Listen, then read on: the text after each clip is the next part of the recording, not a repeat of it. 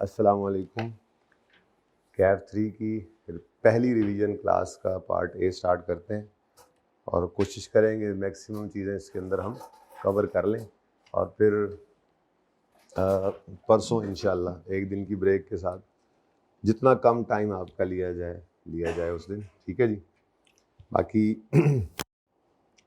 Basically तो मैंने इसमें रिसेंट अटैम्प्ट आपको करवानी है, लेकिन हर टॉपिक की थोड़ी सी रिवीजन, जितने फॉर्मेट्स वगैरह जो चीज़ें मैंने आपके साथ शेयर की थी सारा सेशन, वो भी एक सफ़े पे रख ली हैं। अगर ये पीडीएफ बन जाए तो क्या बात है कि मैं अभी दिखाऊंगा सफ़ा, ठीक है ना। ये फिर इनको परसों वाली क्लास में इनके ग्रुप्स में भेज दें, अगर बन जाए तो। ना बनी तो भाई ऑनलाइन वालों सिर ना पाड़ दे रहना मेरा। ऐसे कैसे पिक्चर्स, लास्ट टाइम पिक्चर्स भेजी थी वैसे हमने, पिक्चर्स से भी गुजारा हो जाता है। हाँ, वो पिक्चर्स भी एक इकट्ठा करके ना पीडीएफ बच्चों का, लेकिन अगर ये पीडीएफ चला जाए तो ये ज़्यादा मुनासिब है। मेरा नहीं, ये इस यहीं से पीडीएफ बने ना तो वो ज़्यादा बेहतर होता है, जैसे बच्चों को पहले भेजा भी इन्होंने शुरू में। एनीवेज, अच्छा जी, अब बात शुरू करते हैं। सबसे पहले कुछ कॉमन इश्यूज़ से। कॉमन इश्यूज़ किसी टॉपिक का हिस्सा नहीं है, ये पूरे सीएमए के अंदर हम देखते चले आए और ये पूरे सीएमए में थे, यहाँ पे इकट्ठे कर रहे हैं, ठीक है। कुछ चीज़ें, और ये डिस्कशन 15-20 मिनट आधा घंटा होगी, लेकिन इसके बाद हमें तसल्ली से समझ आ जाएगी, सामने नज़र आ रहा होगा हाँ हाँ बस यही तो कुछ चीज़ें थी जो मसले मसाइल थे पूरे सीएमए के अंदर शुरू से लेकर आखिर तक रहे, ठीक है। इनमें सबसे पहले प्रोडक्शन यूनिट्स की बात है। प्रोडक्शन यूनिट्स हमारे लिए बहुत ज़रूरी है कॉस्ट के अंदर, ठीक है। हमने कोई भी काम करना हो, कॉस्ट किसी भी चीज़ की निकालनी हो तो हमें सेल यूनिट्स नहीं चाहिए होते हैं, प्रोडक्शन यूनिट्स चाहिए होते हैं। सवाल के अंदर, पूरे सीएमए में सवालों के अंदर हमारे साथ ये शरारत होती रहती थी। कभी जो है वो ओपनिंग क्लोजिंग के साथ सेल यूनिट्स दे देता था, हम प्रोडक्शन यूनिट्स निकालते थे। कभी ईपीयू के साथ प्रोडक्शन यूनिट्स निकालते थे। कभी फिनिश गुड्स का लॉस आ जाता था, रिजेक्शन यूनिट्स, और हम प्रोडक्शन यूनिट्स निकालते थे। तो ख़ास तौर पे ये रिजेक्शन वाला मामला या ओपनिंग क्लोजिंग वाला मामला, सबसे पहले ये काम करना पड़ता था। फिनिश गुड्स के रिजेक्शन में तो मैं कहता था सवाल में नज़र आ गया तो सबसे पहले इसको देखो, क्योंकि ये निकलेगा, पता चलेगा इतने यूनिट्स इनपुट होने हैं, इतने यूनिट्स बनाने शुरू करने और इतने बनेंगे, फिर जाके सवाल बने। तो सबसे पहला issue calculation of production units है। ये क्लास के दौरान भी मैंने आपसे इसे हल्की फुल्की बात की होगी, ठीक है। बहरहाल 3 तरह से यूनिट्स कैलकुलेट किए जा सकते हैं अगर सवाल में गिवन ना हो तो। नंबर 1, अगर फिनिश गुड इन्वेंट्री गिवन हो, अब हमें क्या निकालना होगा जी, प्रोडक्शन के यूनिट्स। तो गिवन होगा फिनिश गुड्स इन्वेंट्री, ओपनिंग की, क्लोजिंग की, और सेल के यूनिट्स दे देगा और हम वहाँ से प्रोडक्शन के यूनिट्स निकाल लेंगे। इस इक्वेशन का पता चलता है, बोलो। अच्छा, उसके बाद दूसरा तरीका रिजेक्शन रेट फिनिश गुड्स का दे देता था। रिजेक्शन रेट से हम जो है वो, मैंने सोल्यूशन क्यों नहीं मिटाया, ज़रा दोबारा से ज़रा सोल्यूशन देखे बगैर, एग्जाम्पल्स का तो सोल्यूशन देखे ना साथ जी। तो सवाल के अंदर गिवन होता था रिजेक्शन परसेंटेज, ठीक है, जिससे हमने फिर प्रोडक्शन के यूनिट्स निकालने होते थे, ठीक है। तो मसलन गुड यूनिट्स जो हमें चाहिए, जो डिमांड है हमारी, जितने हमने बनाने हैं, ठीक है, वो सवाल में गिवन होता है और रिजेक्शन की परसेंटेज गिवन होती है, और हमने प्रोडक्शन यूनिट्स निकालने होते हैं कि इनपुट कितने करें। तो एक छोटी सी एग्जांपल आपके सामने है, देखें। डिमांड है 1 लाख यूनिट्स, हमने बनाने हैं 1 लाख यूनिट्स जो कि बिक जाएंगे, लेकिन रिजेक्शन रेट 4% है। जितने यूनिट्स बनते हैं उसका 4% तो रिजेक्ट हो जाते हैं। तो क्या फिर हम 1 लाख ही शुरू करेंगे बनाने? नहीं, कुछ ज़्यादा बनाते थे। ये सवाल के स्टार्टिंग पॉइंट होता था। ये होता था तो अगला सवाल होता था, ठीक है ना। तो इसी को देख लो, प्रोडक्शन यूनिट्स निकालने हो तो ये वही वाला काम है। इसके अंदर अगर सवाल में खामोश हो तो आपको पता है परसेंटेज किसके साथ जुड़ी होती है, इनपुट के साथ, ठीक है जी। तो हम उसी तरह से आउटपुट, हमें इनपुट कितने यूनिट्स करने हैं कि आउटपुट 1 लाख आ जाए। तो यहाँ पे आकर लिखते हैं 100,000 हमें चाहिए आउटपुट, लेकिन इसमें कुछ लॉस की परसेंटेज है, कितनी, 4%। अब ये 4% ऑफ व्हाट, 4% ऑफ 1 लाख, 4% को मल्टीप्लाई बाय 1,00,000 कर दूं? नहीं, वो इनपुट की परसेंटेज होती थी और इनपुट का हमें पता नहीं है, वही तो ढूंढने निकले हैं। तो फिर हम यहाँ यूँ करते होते थे 0.04 x करूँ, वो तो क्रॉस लग रहा है, ठीक है, इज इक्वल टू x। इसको फिर हम सॉल्व कर लेते थे। 0.04 इधर आया तो 96 हो गया, 96%, और x is equal to 100,000 divide by 96%। भाई साहब को नई बात तो नहीं की, चीज़ों को सिर्फ समराइज करना है हमने, नई बात कोई नहीं करनी, नई बात है ही नहीं हमारे पास करने को, ठीक है। लेकिन इंशाल्लाह आप तसल्ली में ज़रूर हो जाएंगे आज के बाद कि यार अच्छा यार कोई नहीं है ये। कल FR1 के बच्चों को तो बहुत तसल्ली हुई, मैंने कहा यार FR1 में तो निकला ही कुछ नहीं, पूरा वॉल्यूम 2 कर दिया और 5-6 सवाल रिसेंट अटेम्प्ट के कर दिए। और रिसेंट अटेम्प्ट मैंने भी नहीं देखनी होती, मैंने ये नहीं देखी थी रिसेंट अटेम्प्ट, अभी मैंने रात को बैठ के ये क्वेश्चन देखे और सोल्यूशन अब आपके साथ मिल के करूँगा। तो मेरे लिए भी सरप्राइज़ होता है, जैसे आप लोगों के लिए सरप्राइज़ होता है पहली बार पर। हाँ, एक दफ़ा ज़रूर देखता हूँ पेपर वाले दिन, लेकिन वो 6 महीने गुजर गए। उस दिन सिर्फ ये देखता हूँ कोई ऐसी चीज़ तो नहीं आई हुई जो पढ़ाई नहीं थी और आ गई। वो मेरा ऑडिट होता है ना अपना, तो जिस दिन वो हो जाता है नहीं, बाकी तो फिर रिजल्ट तो उस्ताद के हाथ में होता नहीं, वो आपके हाथ में भी नहीं होता। बस अल्लाह से खैर मांगते रहा करें, तवक्कल भी रखा करें अल्लाह पे और हिम्मत से चलते रहा करें। बाकी नतीजा तो हमारे हाथ में नहीं, हमारे हाथ में मेहनत, ठीक है। तो x कितना आ गया जी? 100,000 divide bye, okay, 100,000 divide bye 0.96%, 96% आ गया। और ये बन गया जनाब डिमांड कितनी बन गई? 16। ये अब एग्जाम्पल ऐसी बनी हुई है ना, इसलिए एग्जैक्ट फिगर नहीं आए।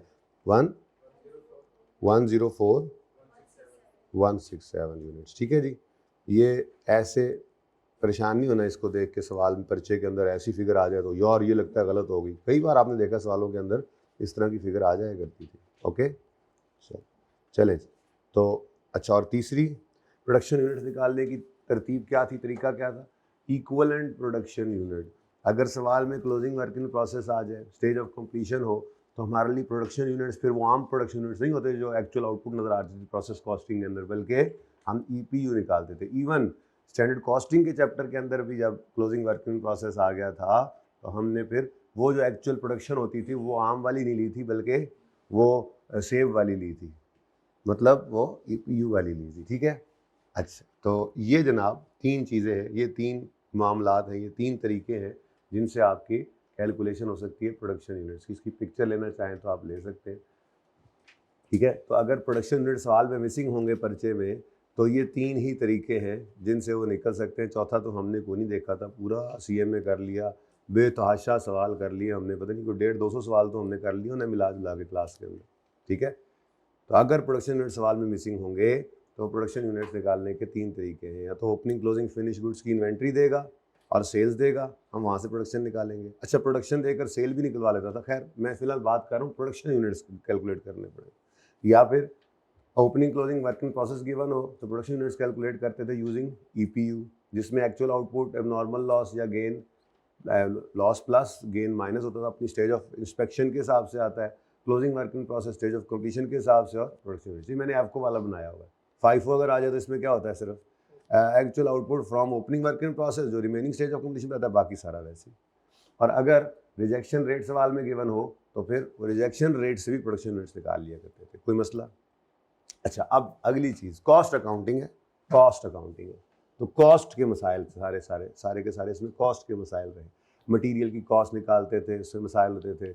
लेबर की कॉस्ट निकालते थे, उसमें मसाइल होते थे। फिर वेरिएबल ओवरहेड्स, फिक्स ओवरहेड्स, इन सब के अंदर ही मसाइल थे। और क्या था, हर टॉपिक के अंदर ये मुसीबत होती थी। मटीरियल तो उसके अंदर महंगाई हो रही है, सस्ताई हो रही है। मटीरियल है तो उसमें रिजेक्शन रेट्स आ रहे हैं, सिंगल वाला भी आ रहा है, डबल वाला भी आ रहा है। मटीरियल है तो उसी के अंदर ये सारे मामला थे। लेबर है तो उसके अंदर भी महंगाई हो रही है, सस्ताई हो रही है, उनकी एफिशिएंसी बढ़ रही है, एफिशिएंसी कम हो रही है, लर्निंग कर्व आ रहा है। वेरिएबल ओवरहेड्स, फिक्स ओवरहेड्स क्या इकट्ठे आ गए हैं, अलग अलग करने हैं। फिक्स्ड ओवरहेड्स को बजटेड के ऊपर रख कर चल रहे होते थे। वेरिएबल ओवरहेड, ये सब मसाइल किसके थे? ये 3 ही हेड्स के थे, मटीरियल, लेबर और ओवरहेड्स के, ठीक है। तो मटीरियल के साथ क्या क्या मसाइल हो सकते हैं ये आपके सामने ये मैंने समराइज़ किया हुआ है। सिंपल सी बात, मटीरियल कॉस्ट जो है, मटेरियल कॉस्ट का मतलब क्या है, मेरी तरफ देखना है पहले। मटेरियल कॉस्ट का मतलब है आपका टाइम बचाने के लिए ये लिखा हुआ, मैंने यहाँ पर लिखा हुआ, ठीक है। इसलिए टाइम बचाना सिर्फ इसलिए कि मेरे लिखने का टाइम ना लगे और वही टाइम समझाने पे लगे। आपने इधर नहीं देखना, पहले आपने मेरे साथ बात करनी है। मटेरियल कॉस्ट बचपन में सबसे पहले पढ़ा था। मटेरियल कॉस्ट क्या है, कितना मटेरियल, एक किलो कितने का आता है? नहीं, हम तो पूरी बात करते थे एक यूनिट पर कितने किलो लगते हैं और फिर एक किलो कितने का आता है। अभी तो स्टैंडर्ड कॉस्टिंग पढ़ ली ना, अभी तो ज़िंदगी और भी आसान हो गई इस मामले को सोचने के लिए। एक यूनिट पर 2 किलो लगते हैं और 1 किलो अगर 5 रुपए का आता है तो 1 यूनिट की कॉस्ट 10 रुपये, ठीक है। हमने ये बात की है जी अभी तक। आपको कल इतना फ़ायदा हुआ है फिर भी आप आज लेट आई हैं। ये देखें जी, ये देखें, हमने बात की है कैलकुलेशन करनी, अगर हमें प्रोडक्शन यूनिट्स निकालने पड़े सवाल के अंदर, पूरे सीएमए हमने देखा तो ये पूरे सीएमए के अंदर 3 तरीके से प्रोडक्शन यूनिट्स हम निकालते आए, मुख्तलिफ सवालों के अंदर मुख्तलिफ डेटा के हिसाब से। अगर फिनिश गुड इन्वेंट्री गिवन होती थी तो हम इस इक्वेशन से अपने प्रोडक्शन यूनिट्स निकालते थे। प्रोडक्शन यूनिट्स में ओपनिंग प्लस करते थे, क्लोजिंग फिनिश गुड्स की इन्वेंट्री माइनस करते थे तो सेल यूनिट्स आ गई। अब इसी को रीअरेंज कर लेते थे, ये गिवन कर दे, ये गिवन कर दे, ये गिवन कर दे तो ये कैलकुलेट कर सकते, तो इसको हम रीअरेंज कर लेते थे। लेकिन अपनी इक्वेशन ऐसे ही याद रखी हुई थी, opening plus production less closing equal to sale. यहाँ फिर रीअरेंज कर लेते थे जो चीज़ चाहिए होती थी, ऐसे ही है। फिर अगर क्लोजिंग वर्किंग प्रोसेस गिवन होता था तो हम ईपीयू वाले यूनिट्स को अपने प्रोडक्शन यूनिट्स कहते थे, ये हमारे प्रोडक्शन यूनिट्स निकलते थे। क्लोजिंग वर्किंग प्रोसेस हो तो कैसे निकलेंगे प्रोडक्शन यूनिट्स? ईपीयू के जरिए। और अगर रिजेक्शन रेट गिवन होता था सवाल के अंदर तो सारा सवाल साइड पे करके, लेबर वाले सवाल में अक्सर आता था ऐसे, सारे सवालों को साइड पे करके, लेबर इज इंपॉर्टेंट भी लग रहा है मुझे, फिर पिछली बार भी आया फिर लग रहा है। उसके बाद कॉस्ट ऑफ प्रोडक्शन, ये गैस जो अब आ रहे होते हैं ना आखिरी दिनों में, ये बताता रहूँगा, जो देखा एक अंदाजा ही होता है, एक तुक्का ही होता है, ठीक है। और process costing, joint by product, इस दफ़ा सिर्फ 8 नंबर का भी करेंगे सवाल, सबसे पहले वही कराऊंगा मैं, वो कराऊंगा या स्टैंडर्ड कॉस्टिंग कराऊंगा। सवाल बहुत आसान, ऐसे ऐसे ऐसे होने वाले सवाल। एनीवेज बात हो रही थी, हाँ, रिजेक्शन रेट अगर गिवन होता था सवाल के अंदर तो फिर हम कैसे निकालते थे जी? रिजेक्शन रेट को वही इनपुट आउटपुट वाले तरीके से यूनिट्स डिमांड हम निकाल लिया करते थे, ठीक है। अच्छा, अगली बात, ये डिमांड तो नहीं होना चाहिए, ये तो हाँ वैसे डिमांड भी ठीक है, प्रोडक्शन यूनिट्स हैं वैसे ये।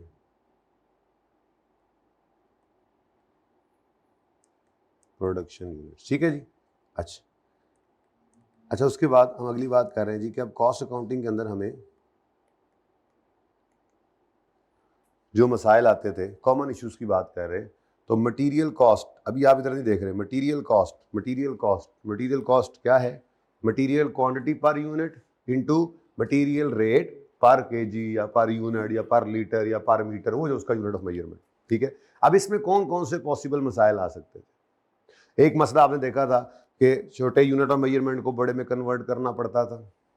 इस सवाल के अंदर वो केजीज़ की बजाय वो जो है वो ग्राम्स दे दे तो हमने केजीज़ में कैसे करना है, मिनट्स दे दे तो आवर्स में कैसे करना है कन्वर्ट, ठीक है।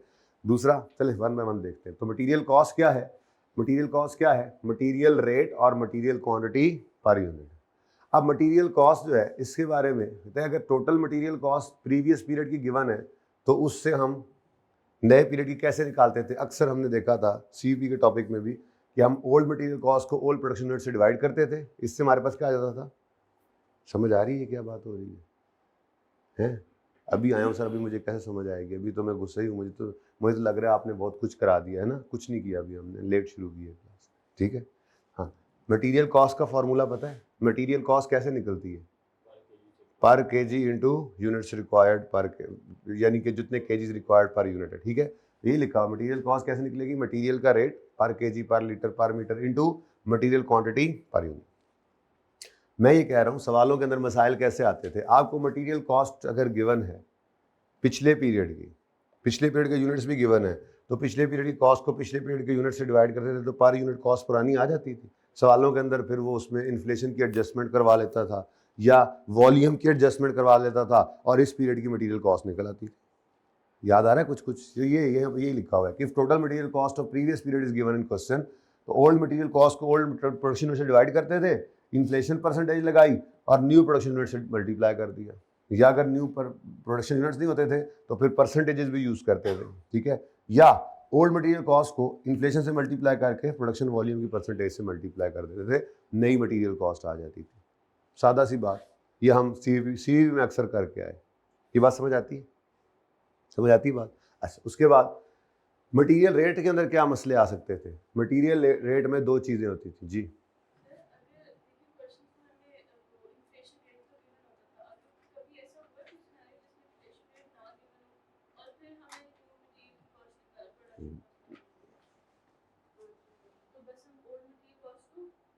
ऐसे भी सवाल हमने किए थे, कभी ऐसा नहीं हुआ, कई बार ऐसा भी हुआ था कि हमारे सामने कोई इन्फ्लेशन, कोई, मैं कहता था महंगाई सस्ताई नहीं है तो क्या करो, जो कॉस्ट है वही यूज़ कर लो। उसमें ये होता था, old material cost per KG अगर निकल आई है तो नंबर ऑफ यूनिट्स नए वाले से मल्टीप्लाई कर दो। अगर नंबर ऑफ यूनिट्स पुराने भी नहीं है, नए भी नहीं है, सिर्फ उसने कह दिया है कि जी वॉल्यूम 10% बढ़ जाना है, तो हम पूरी मटेरियल कॉस्ट को 10% से बढ़ा देते थे। कोई महंगाई नहीं है तो महंगा, वो परसेंटेज वाले सवाल याद करो ना, वो जो हमने आखिर वो सीवीवी में किए थे, वो फल्ला परसेंटेज, पूरी लेक्चर में परसेंटेज लगाई जाते थे, उसमें यही काम तो कर रहे होते थे। ठीक है, तो मटेरियल कॉस्ट पे ही है सर, तसल्ली से देखना है इसको। मैं लिखने का टाइम इसलिए नहीं बचाया कि मैंने जल्दी काम करा देना, मैंने लिखने का सिर्फ इसलिए बचाया कि मैं 10 बार आपको ये चीज़ें समझा सकूँ। ये बुनियादी चीज़ें हैं, ये खाम में ऐसे ही एक समरी अगर बन जाए तो इसमें बंदा कहता है अच्छा बस सीएमए के अंदर ये इश्यूज थे, और आप कहोगे हाँ वाकई इसके अलावा कुछ है भी नहीं, उसके अलावा तो हर टॉपिक है और आपका खौफ है। सीएमए का पेपर R1 के पेपर जैसा नहीं होता कि देखते साथ बंदा कहे हाँ ये करना है, तो कम से कम 2 दफ़ा, और ना समझ पड़े फिर भी तीसरी दफ़ा सवाल पढ़ना है। जब पढ़ोगे इंशाल्लाह फिर समझ आना शुरू हो जाती है क्या करना है, और अपना फॉर्मेट डालना है और शुरू कर देना है, इंशाल्लाह बेहतर ही होगा। ठीक है, तो पर्चा देखते साथ इसको, मैं भी पर्चा पहली बार देखूंगा ना तो मैं भी कहूँगा ये क्या है, अच्छा दूसरी बार पढ़ूंगा, अच्छा ठीक है, ये मैं बता रहा हूँ जी, सीएमए का पर्चा ये ऐसा ही होता है। ठीक है, 2 से 3 बार पढ़ना है लाजमी, फिर इंशाल्लाह आप बेहतर परफॉर्म कर पाओगे। एनीवेज, मटेरियल कॉस्ट में दो चीज़ें, मटेरियल क्वांटिटी और मटेरियल रेट। मटेरियल रेट पे क्या असर पड़ता था? मटेरियल रेट में हम दो ही चीज़ें देखते आए थे जी। पिछले साल मटेरियल इतने का 1 किलो मिलता था, सप्लायर ने कहा जी मैं पैसे बढ़ा रहा हूँ, या महंगाई होगी, इन्फ्लेशन लग गई, या उसने कहा बल्क में मंगाओ डिस्काउंट दे देंगे। तो मटेरियल के रेट पर दो ही असरात पड़ सकते थे, इन्फ्लेशन का रेट इम्पैक्ट पड़ जाया करता था, बल्क क्वांटिटी डिस्काउंट। लेकिन इधर सही तबाही फिरती थी। ठीक है, मटेरियल क्वांटिटी के ऊपर कन्वर्जन वाला मसला होता था, ग्राम में दिया हुआ है किलोग्राम में करना है, मिलीलीटर में दिया हुआ है लीटर्स में करना है, सेकंड्स में नहीं दिया मैं कहने लगा था सेकंड में दिया, मिनट्स में दिया हुआ है और आवर्स में करना है, नहीं। ठीक है, तो ये स्मॉल यूनिट ऑफ मेजरमेंट से लार्ज यूनिट ऑफ मेजरमेंट पे जाना, ये भी आपको मैंने वहाँ कहीं किसी टॉपिक में पहली बार जब आया था करवाया था, उसको भी उठा कर बस यहाँ पर रख दिया मैंने, इकट्ठा कर दिया। ठीक है ना, सही है। तो ग्राम्स को अगर किलोग्राम्स में करना है तो 1 किलोग्राम में 1000 ग्राम होते हैं, तो जो सवाल में गिवन है उसको 1000 से डिवाइड कर, ये मोटे मोटे जहन में आपके वैसे ही होते हैं। ठीक है, ½ लीटर बॉटल है, ये पीता है जाके शिटिंग की। ठीक है, हाफ लीटर बॉटल, तो ½ लीटर के ऊपर क्या लिखा होता है 500 ml, ऐसे आम फहम है, ये तो पता होना चाहिए। ठीक है, तो 1 सेंटीमीटर, 1 मीटर में कितने सेंटीमीटर होते हैं 100, तो ये 2-3 पता होने चाहिए। अगर कोई और डिफरेंट किस्म का आएगा मीट्रिक टन या पता नहीं फलां या डिमका, तो वो फिर खुद ही उसके बारे में बता देगा कि 1 मीट्रिक टन में कितने केजीज होने चाहिए, ऐसी बात वो बता देगा आपको। वो वैसे सवाल में ऐसे डालते नहीं है, सवाल में नॉर्मली यही आम फहम चीज़ें यूज होती हैं। तो 1 ग्राम में कितने किलोग्राम, 1 किलोग्राम में कितने ग्राम होते हैं 1000। तो अगर आपको वो दे दे मिसाल के तौर पर कि 1 यूनिट पर मेरे 300 ग्राम लगते हैं और मेरा एक मटीरियल जो है किलो वो 100 रुपये का मिलता है, तो आप क्या करें, ग्राम्स को किलोग्राम्स में कर ले, रेट को नहीं छेड़ते थे, स्मॉल यूनिट ऑफ मेजरमेंट को large unit of measurement convert करते थे। तो हम 300/1000 कर लेते थे, तो हमारा केजीज में आंसर आ जाता था। हमारे इतने सेंटीमीटर कपड़ा लगता है 1 यूनिट पर, एक सोफा बनाते हैं हम तो इतने सेंटीमीटर कपड़ा लगता है, और कपड़ा जो है वो 1000 रुपये मीटर के हिसाब से मिलता है। अब फिर क्या करें, फिर उस मीटर सेंटीमीटर को मीटर में कन्वर्ट करना है, तो जो गिवन क्वांटिटी गिवन उसको डिवाइड कर देते 1000 से, तो आपकी जो क्वांटिटी है वो मीटर्स में आ गई, उसके बाद रेट से मल्टीप्लाई। हाँ 100 से। ठीक है, ml मिलीलीटर में मुझे जी ये वाला मटेरियल इतने मिलीलीटर, ये केमिकल मुझे अपनी प्रोडक्ट में डालना पड़ता है इतने मिलीलीटर, और ये केमिकल मिलीलीटर्स में तो नहीं मिलता ना, वो तो लीटरों के हिसाब से मिलता है। ये केमिकल 500 रुपये का 1 लीटर मुझे बाजार से मिलता है, तो जो मिलीलीटर गिवन है लेट से वो कहता है कि जी मैं एक यूनिट बनाता हूँ तो मेरा उसमें तकरीबन 400 मिलीलीटर केमिकल इस्तेमाल होता है। 400 बटा 1000 कर दोगे, लीटर्स में कन्वर्ट हो गया, उससे रेट। ठीक है, तो एक मसला ये आता है मेरे दोस्त, एक मसला ये आता है, क्या? स्मॉल यूनिट ऑफ मेजरमेंट को लार्ज में कन्वर्ट करना। ये इतना बड़ा मसला नहीं था, उससे भी बड़ा मसला क्या था, लेकिन देखो काबू में है क्योंकि कई बार इसको देखा। अब मटेरियल लॉस दो तरह से आता था, बचपन में सीखा, शुरू किया जब टारगेट कॉस्टिंग पहली बार आया था, आई थिंक उसमें लॉस ने आना शुरू किया था। ठीक है, हमने कहा था अच्छा ये भी होता है। उसके बाद फिर लेबर कॉस्टिंग जरा पहले कर लिया इस बार, तो लेबर कॉस्टिंग जब आया तो उसमें 2% वाला काम शुरू हो गया था, वो फिर उसके बाद आगे चलता ही रहा। तो सादा बात, अगर मटेरियल की एक वेस्टेज रेट गिवन है तो फिर तो सिंपल क्या करोगे, input plus loss is equal to output. इसमें होता क्या था, मटेरियल आउटपुट गिवन होता था, 1 कंप्लीट यूनिट रिक्वायर इतने केजीज, नॉर्मली ये गिवन होता था, और परसेंटेज ऑफ लॉस गिवन होती थी, नॉर्मली इनपुट के साथ जोड़ता था।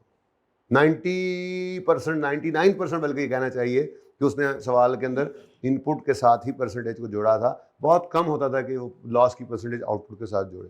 हर टॉपिक में शायद कोई एक आधा सवाल हो, प्रोसेस कॉस्टिंग में एक सवाल निकला था, वो एक सवाल निकला था सिर्फ, जिसमें इंस्पेक्टेड यूनिट्स नहीं निकाले थे हमने स्टेज ऑफ इंस्पेक्शन होने के बावजूद, क्योंकि इनपुट यूनिट्स की बजाय उसने आउटपुट यूनिट्स के साथ जोड़ा हुआ था। ऐसे ही शायद टारगेट कॉस्टिंग में कोई एक सवाल ऐसा होगा जो खुद बनाया होगा, जिसके अंदर समझाने के लिए ये किया कि बहुत कम, नॉर्मली वो खुद बोलता है या खामोश भी होता है, हम किसके साथ जोड़ते हैं इसको।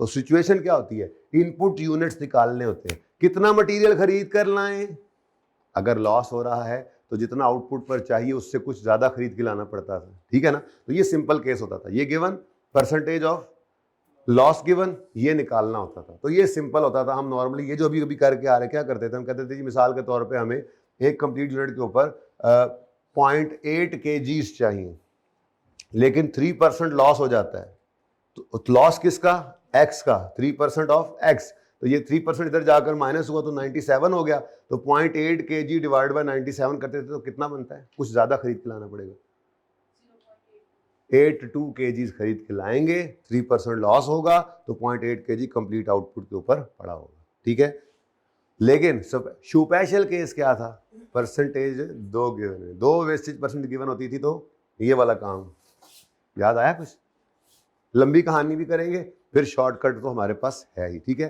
तो मटेरियल से रिलेटेड और कोई मसला आपने अगर देखा याद आता है तो आप बता देंगे, मेरे हिसाब से तो यही मसाइल है, इसके बाहर कोई बात नहीं है, जितने टॉपिक्स देख लो। अब क्या मसला है, बच्चे कहते हैं वो समझ नहीं आती मटेरियल के साथ कॉस्ट के साथ क्या हो रहा है, कभी लॉस आ रहा है, कोई क्या है, क्या सारे सीएमए के अंदर मेरे हिसाब से ये कोई हो भी सकता है, बतकादा बशरियत को बात नहीं सामने आई, रह गई हो तो रह गई हो वो, वरना तो मेरे ख्याल से इसके बाहर कुछ भी नहीं था। ठीक है, तो अब अगर ये गिवन होता था तो हम क्या करते थे नॉर्मली, अब ये चेंज कर देता था ना, ये जब 2 वेस्टेज रेट्स देता था तो फिर जो आपको ऊपर डेटा देता था वो बेसिकली आपको इनपुट दे देता था, जिसमें के पुराना लॉस पड़ा होता था, पुराना लॉस वाले यूनिट्स इंक्लूड करके इनपुट देता था, इतना खरीद के लाते थे हम। उस वक्त 5% लॉस होता था मटेरियल, लेकिन हमने इनको इंक्रीमेंट लगाया लेबर को, इन्होंने वेस्टेज भी सेव कर ली, इन्होंने बड़ा एफिशिएंटली काम किया, वेस्टेज जो है वो 5% से कम होके 3% हो गई। अब हमें डेटा देता था कि ये जनाब एक यूनिट के ऊपर ये लगना है, तो ये गिवन होता था मटेरियल इनपुट, और लॉस की परसेंटेज गिवन होती थी। ठीक है, वो नॉर्मली अगेन इनपुट से ही जोड़ता था, तो ये आसान काम कि क्या कर लो, जो इनपुट गिवन है उस पर परसेंटेज लगाओ, लॉस की परसेंटेज आ गई तो आउटपुट निकाला, ये आउटपुट निकालने के बाद फिर इसको दोबारा इधर लिखकर फिर गिवन परसेंटेज जो नई वाली होती थी वो नॉर्मली इस पर लगती थी, निकाल कर आप जब वो कहीं जाकर इनपुट निकालते थे। लंबी वाली कहानी कैसे करते थे, ये जनाब आपके सामने एग्जांपल।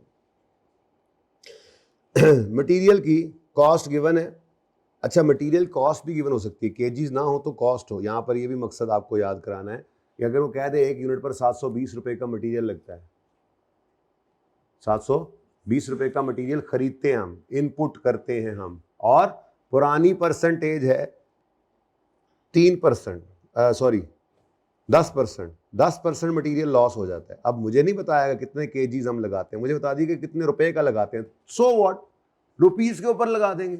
हमने बहुत सवाल किए जिसमें हम क्वांटिटी के ऊपर ये परसेंटेज लगाते थे, हमेशा वो आसान लगता था। ये भी पता होना चाहिए रुपीस में आपको मटेरियल की कॉस्ट दे रहा है, और परसेंटेजेस दे रहा है, रुपीज़ में लगा लें। अब ये एग्जाम्पल आपके सामने, ठीक है अहमद भाई, इस एग्जाम्पल में आपने मुझे निकाल कर देने हैं, क्या निकाल कर देना है भाई ने, इनपुट के यूनिट्स निकाल के देने हैं, जल्दी करें, मुझे पता है लोग शॉर्टकट लगाएंगे, अब शैतान वर्ग लाएगा, मैं फिर पूरी बात करूँगा।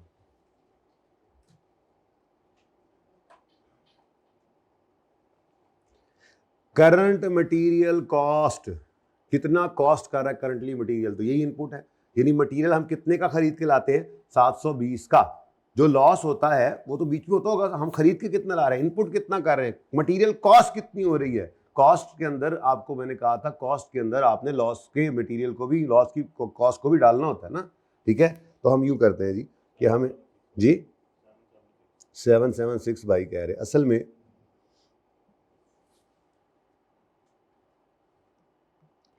तरतीब यही रखते हैं ना बराबर के हमारे पास, हम यूँ लिख लेते हैं दोबारा, मैं वही लिखता हूँ ना, पूरी कहानी मेरा दिल है मैं लिखूँ, ठीक है, कि करंट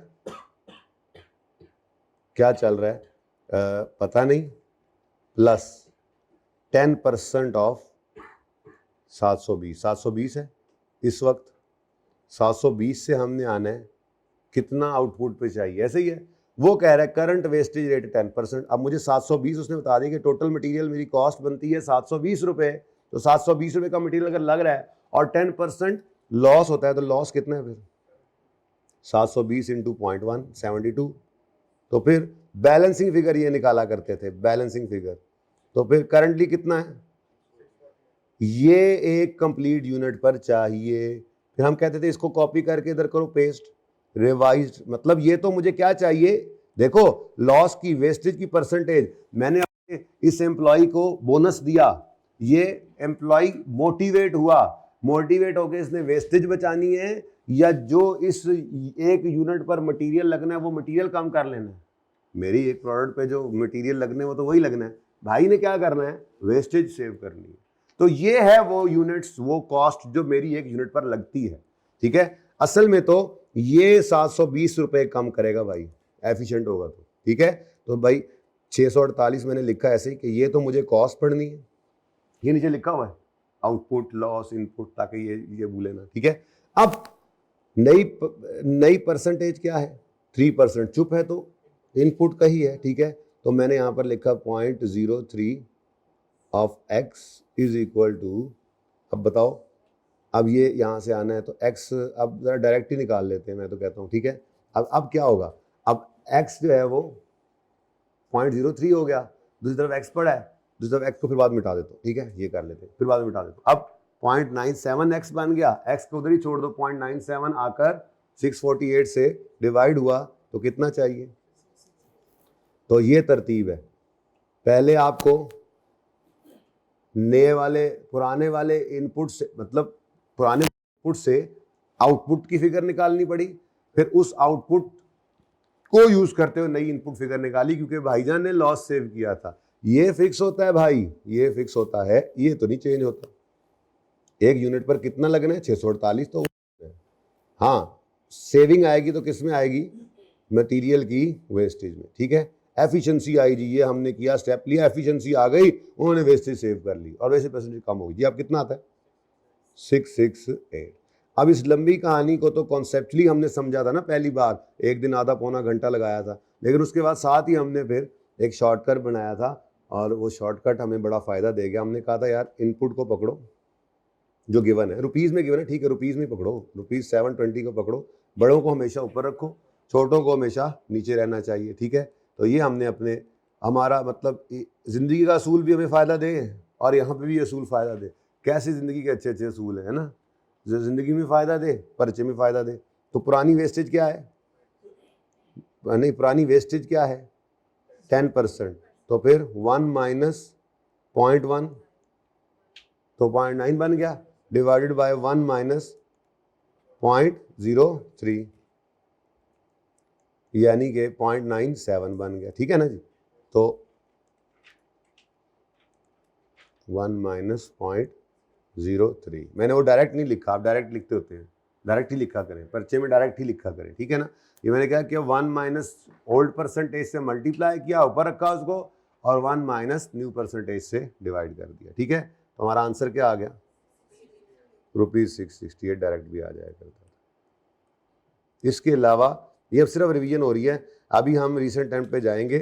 ठीक है, रीसेंट टाइम के लिए भी मैं ये करूँगा कि जो टॉपिक करना है उसको पहले रिवाइज करूँगा हल्का सा। मैंने वो सारे फॉर्मेट्स एक जगह इकट्ठे कर दिए हैं जो ड्यूरिंग सेशन हम मुख्तलिफ औकात में बनाते रहे थे, वो सारे इकट्ठे। तो स्टैंडर्ड कॉस्टिंग शुरू करना है तो पहले फार्मूलाज नहीं कॉपी किए, चलो फार्मूलाज वहीं से जाकर थे ही इतने ज़्यादा, पहले ही ये फाइल इतनी बड़ी होगी, फार्मूला में उसी चैप्टर को ओपन कर लूँगा, फार्मूला दिखा दूँगा। ठीक है ना, बहरहाल उसको थोड़ा सा एक बार ऐसे ही गो थ्रू करेंगे। ओह हाँ, स्टैंडर्ड कॉस्टिंग में एक रहता भी है, देखा कितना फ़ायदा होता है ऐसे आने का, रहती चीज़ रह जाती है। अब वैसे तो हम रिवाइज कर रहे थे लेकिन एक छोटी सी चीज़ रह गई है तो वो छोटी चीज़ भी हो जाएगी। ठीक है, एनीवेज तो वो टॉपिक रिवाइज करेंगे, फिर रिसेंट टाइम में उसका सवाल मिल गया तो कर लेंगे, नहीं मिला तो फिर कुछ ऐसे टॉपिक्स हैं जैसे अभी जॉब ऑर्डर कॉस्टिंग, उसमें वो सवाल छोड़ा ही नहीं हमने, सारे ही कर डाले। ठीक है, स्टैंडर्ड कॉस्टिंग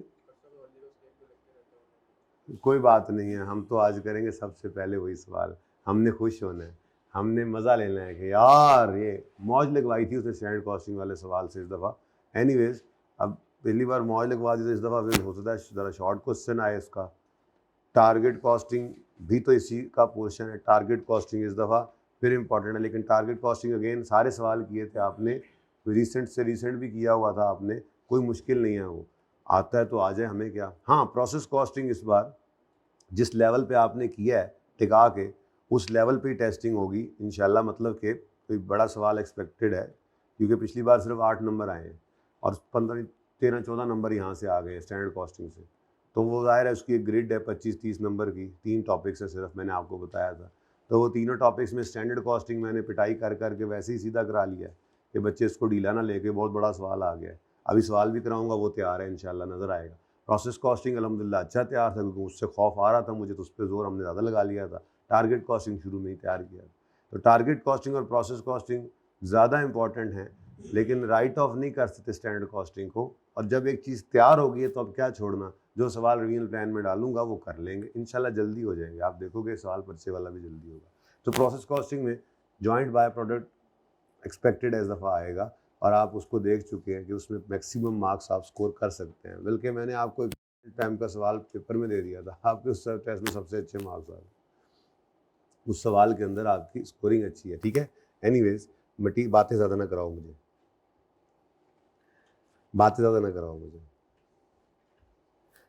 ये मटेरियल के मसाइल हैं, टोटल मटेरियल के मसाइल ये हैं, मटेरियल कॉस्ट के साथ टोटल ये मसाइल हैं। ठीक है, याद रखेंगे मटेरियल की कॉस्ट अगर आपने करंट पीरियड की निकालनी है और मटेरियल की कॉस्ट आपको प्रीवियस पीरियड की गिवन है, तो प्रीवियस पीरियड की कॉस्ट को प्रीवियस यूनिट से डिवाइड करके पर यूनिट कॉस्ट निकाल लिया करते हैं नॉर्मली आप, उसको इन्फ्लेशन परसेंटेज से मल्टीप्लाई करके नई पर यूनिट कॉस्ट आ जाती है और नए यूनिट से मल्टीप्लाई कर, और अगर आपको वो यूनिट्स ना दिए हो तो परसेंटेज इंक्रीज या डिक्रीज इन वॉल्यूम भी दे दिया जाता है, तो उससे भी आप मटेरियल कॉस्ट इन टोटल निकाल सकते हैं। ठीक है, मटेरियल कॉस्ट को फिर पर यूनिट नहीं किया दूसरे केस के अंदर, क्योंकि यूनिट्स गिवन नहीं ना होंगे, ना पुराने यूनिट्स गिवन होंगे ना नए। कई सवाल किए थे, क्या कर देते थे हम, वो कहता था जी महंगाई इतनी हो गई और एफिशिएंसी की वजह से, भाई की एफिशिएंसी की वजह से मटेरियल इतना कम लगा, महंगी इतनी हो गई, क्वांटिटी कम हुई एफिशिएंसी की वजह से, रुपीज़ बढ़ गए महंगाई की वजह से, और वॉल्यूम में इतना इंक्रीज आया, तो सारा कुछ ही परसेंटेज में हो जाता था। मटेरियल कॉस्ट टोटल पकड़ लेते थे ओल्ड वाली, उसी पे परसेंटेज इन्फ्लेशन की, उसी पे परसेंटेज प्रोडक्शन वॉल्यूम। ठीक है, अच्छा, उसके बाद दूसरा मसला रेट के अंदर आ सकता था, रेट पर इन्फ्लेशन लग जाती थी, रेट पर बल्क क्वांटिटी डिस्काउंट भी लग जाता था। क्वांटिटी पर यूनिट का मसला क्या होता था, दो मसाइल है, पहला यूनिट ऑफ मेजरमेंट स्मॉल से लार्ज में जाना पड़ता था, दूसरा वेस्टेज परसेंटेज दी होती थी। फिर वेस्टेज परसेंटेज दो तरह की हो सकती थी, सिंगल है तो सुकून मॉल, और अगर दो परसेंटेजेस हैं वेस्टेज की तब भी अब तो सुकून मॉल ही है। ठीक है, कोई मसला,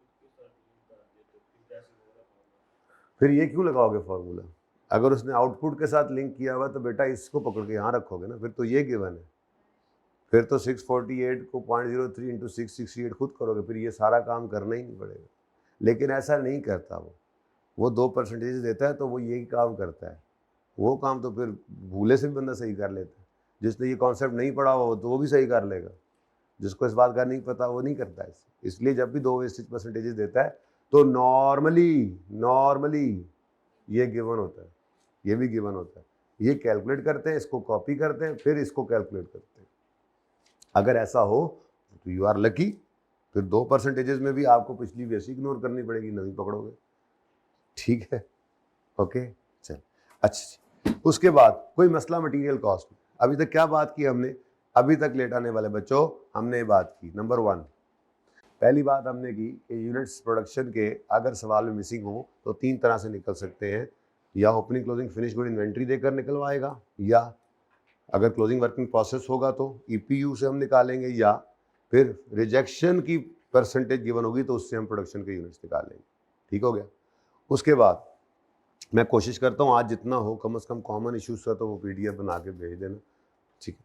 उसके बाद मटेरियल की कॉस्ट से रिलेटेड मसाइल आपके सामने है कि मटेरियल कॉस्ट करंट पीरियड की निकालने के लिए प्रीवियस पीरियड की कॉस्ट पर भी परसेंटेजेस लग सकती हैं, और अगर प्रीवियस पीरियड की कॉस्ट को प्रीवियस यूनिट से डिवाइड करते अगर यूनिट्स गिवन हो तो पर यूनिट कॉस्ट निकाल कर उस पर यूनिट कॉस्ट को बढ़ाकर फिर नए यूनिट से भी मल्टीप्लाई कर सकते हैं।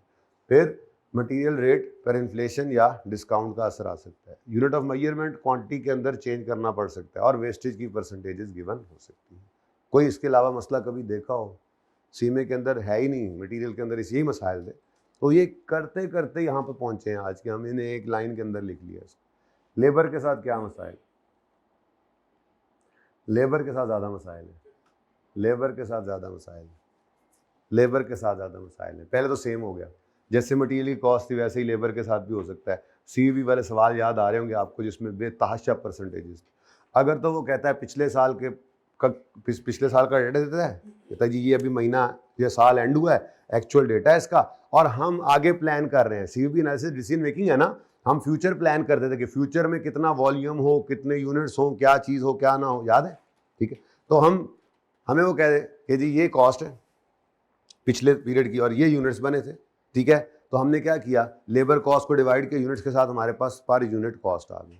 अब उसने कहा जी इस साल लेबर ने स्ट्राइक कर दी है और उन्होंने कहा कि यूनिट्स वो वेजेस हमारी बढ़ाओ, इन्फ्लेशन आ गई, और दूसरा हमने यूनिट्स भी ज़्यादा प्रोड्यूस किए हैं, तो फिर वही वाला काम हो गया। ओल्ड लेबर कॉस्ट को ओल्ड प्रोडक्शन यूनिट से डिवाइड कर लिया, पर यूनिट कॉस्ट आ गई, उसको इन्फ्लेशन परसेंटेज से मल्टीप्लाई करके न्यू प्रोडक्शन यूनिट से मल्टीप्लाई। और अगर यूनिट्स गिवन नहीं होते थे तो फिर क्या करते थे, वही परसेंटेज इन्फ्लेशन की और वही वॉल्यूम के इंक्रीज हो या डिक्रीज हो वो डायरेक्ट कॉस्ट पे लगाकर दो नई कॉस्ट शीट बाहर निकल आती थी। तो ओल्ड लेबर कॉस्ट पे इन्फ्लेशन परसेंटेज लगा के प्रोडक्शन वॉल्यूम से जो है वो प्रोडक्शन वॉल्यूम का इंक्रीज या डिक्रीज लगा देते थे। ठीक है। अब आगे labour cost, again labour cost किससे मिलकर बनी है? लेबर रेट पर आर और लेबर आवर्स पर यूनिट। ठीक है। अब labour rate bulk quantity discount मिलता है इसमें? नहीं, मतलब लेबर रेट में सिर्फ इन्फ्लेशन का असर पड़ सकता था। ठीक है। लेकिन ये जो लेबर आवर्स है, लेबर आवर्स पे क्या पड़ता था? सबसे आम मसला तो क्या है, लेबर आवर्स के ऊपर कन्वर्जन करनी पड़ सकती, मिनट्स में गिवन होता था उसको आप आवर्स में कन्वर्ट करते थे, लेकिन असल कहानी तो यहां पर पड़ती। इस पर एफिशिएंसी का असर भी होता था और इस पर वेस्टेज का असर भी होता था, और इस पर तीसरी चीज है लर्निंग कर्व का भी असर होता है। लर्निंग कर्व भी इंपॉर्टेंट है इस दफा, मतलब लेबर के अंदर लर्निंग कर्व इंपॉर्टेंट है, क्योंकि labour purely labour decision making कल करेंगे सवाल। डिसीजन मेकिंग मैंने जोहर के बाद शुरू करनी है, तो डिसीजन मेकिंग के स्टार्ट में ना 1.5-2 घंटे लग जाते हैं। रेलेवेंट कॉस्टिंग प्रिंसिपल सारे रिवाइज करने हैं। रेलेवेंट कॉस्टिंग वाला एक सवाल रिंग लिमिटेड के नाम से वो मैंने आपको दिया है, उस बहुत कम्प्रीहेंसिव सवाल है, उसमें सारा रेलेवेंट कॉस्टिंग इंशाल्लाह रिवाइज होगा, वो करते हैं। फिर रह जाएंगे ले देकर डिसीजन मेकिंग के 2 सवाल, एक लेबर वाला है, एक शटडाउन वाला, कल करेंगे ताज़ा दम। कोशिश ये है मेरी कि यही 2 रह जाएं, लेकिन थर्ड लास्ट नंबर मैंने इन्वेंट्री वैल्यूएशन का सवाल रखा हुआ है। इन्वेंट्री वैल्यूएशन सबसे आखिरी सवाल कर लेंगे, वो तो सेकंड लास्ट और थर्ड लास्ट और फोर्थ लास्ट, 6वां 7वां 8वां आपके पेपर का सवाल है। इनकी तरतीब ये है कि मैं 8वां करना चाहूँगा आज, अल्लाह करे हो जाए, इतना टाइम मिल जाए। और अगर वो हो गया तो कल जोहर तक हम फ्री हैं इंशाल्लाह, जोहर से पहले।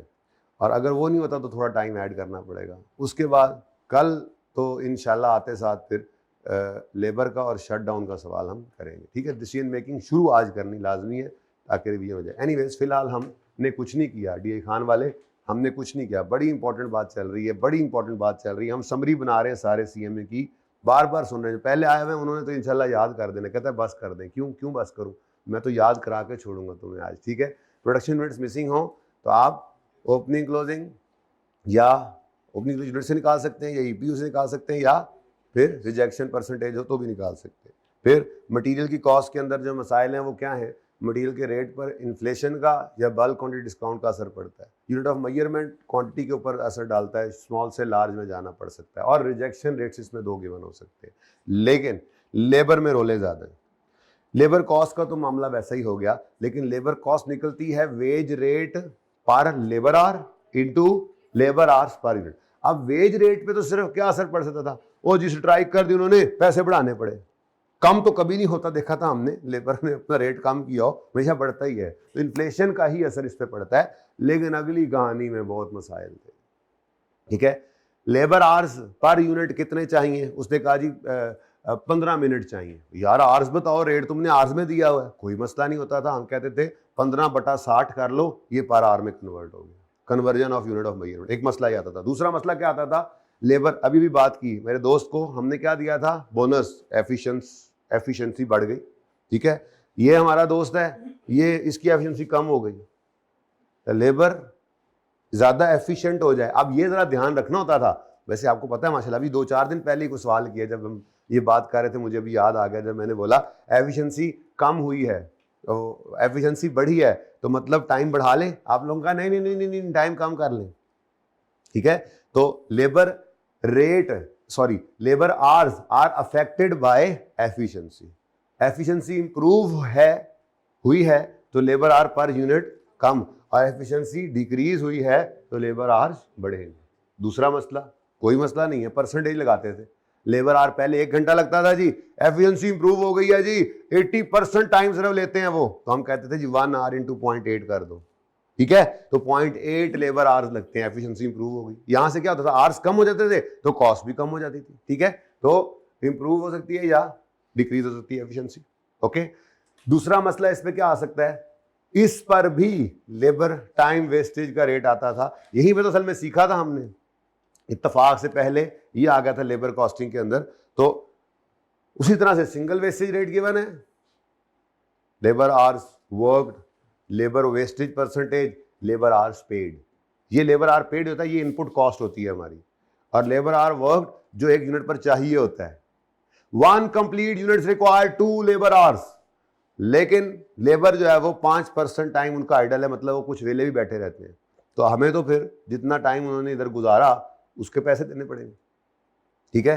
तो इनपुट टाइम है, ये क्या है इनपुट, ये क्या है आउटपुट। एक कंप्लीट यूनिट पर कितने आवर्स लगने चाहिए, 2 घंटे, लेकिन जी 5% ऑफ इनपुट तो वो वेले रहते हैं। इसका मतलब फिर हमें पैसे तो कुछ ज्यादा टाइम के देने पड़ेंगे, उन्होंने थोड़ा सांस भी तो लेना होता है ना, ठीक है। तो वो वेले जो बैठते हैं उसके पैसे भी देते हैं। तो labour hours paid, labour hours work, ठीक है। अब इधर भी नॉर्मली गिवन करेगा, नॉर्मली गिवन करता था as a percentage of input, ये हम कैलकुलेट करते थे, सिंपल तरीका, ठीक है।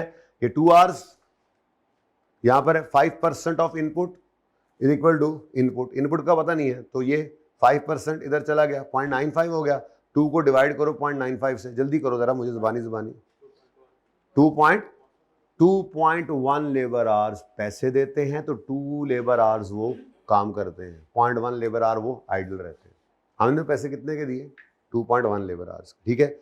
अब ये तो सिंगल रेट था, यहाँ पे भी डबल हो सकता है, तो इसका भी वही तरीका है। अब फटाफट इसको तो कर ही सकते हैं, ठीक है। तो इसी तरह से मैंने ये ना आज की क्लास के अंदर लेबर आवर्स के ऊपर परसेंटेज नहीं लगाई, लेबर कॉस्ट के ऊपर लगवाई है। मटेरियल केजीज पे नहीं लगवाई, मटेरियल की मतलब चाहे केजीज दे चाहे रुपीज दे, फर्क नहीं पड़ता, परसेंटेज लगाने से कॉस्ट आपकी उसी तरह से बढ़ जाएगी, क्योंकि वो कॉस्ट मिलकर तो बनी होगी ना केजीज और रेट से ही। तो आपने वही परसेंटेज जब लगा दी तो ऑटोमेटिकली वो परसेंटेज उसको बराबर कर देगी। तो देखें जी, करंट लेबर कॉस्ट है 500, जल्दी जल्दी करना है सोल्यूशन में। करंट क्या है, अब नीचे ये इनपुट आउटपुट, ये लेबर आवर्स वर्कड, कॉस्ट जो है वो 6 समथिंग, चलो देख लो जी, जरा आओ, 640 500 है, ठीक है, 500 है, 500 है, और मुझे नहीं पता इसका, लेकिन लॉस की परसेंटेज का पता है। करंट वेस्टेज रेट कितना है, 0.08 ऑफ व्हाट, इनपुट, और इनपुट ये करंट कॉस्ट, इनपुट कॉस्ट ही तो है, इतने पैसों के इतने पैसे लेबर को दे रहे हैं, लेबर कॉस्ट ये करंट कॉस्ट है, ठीक है। तो फिर 8% of 0.08 into 500 is equal to 500। अब इस 500 से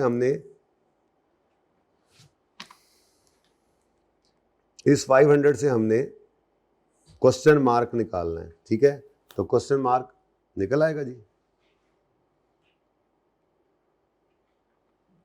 कितना आता है जी। अब ये देखें 500 इंटू 0.08 किया तो,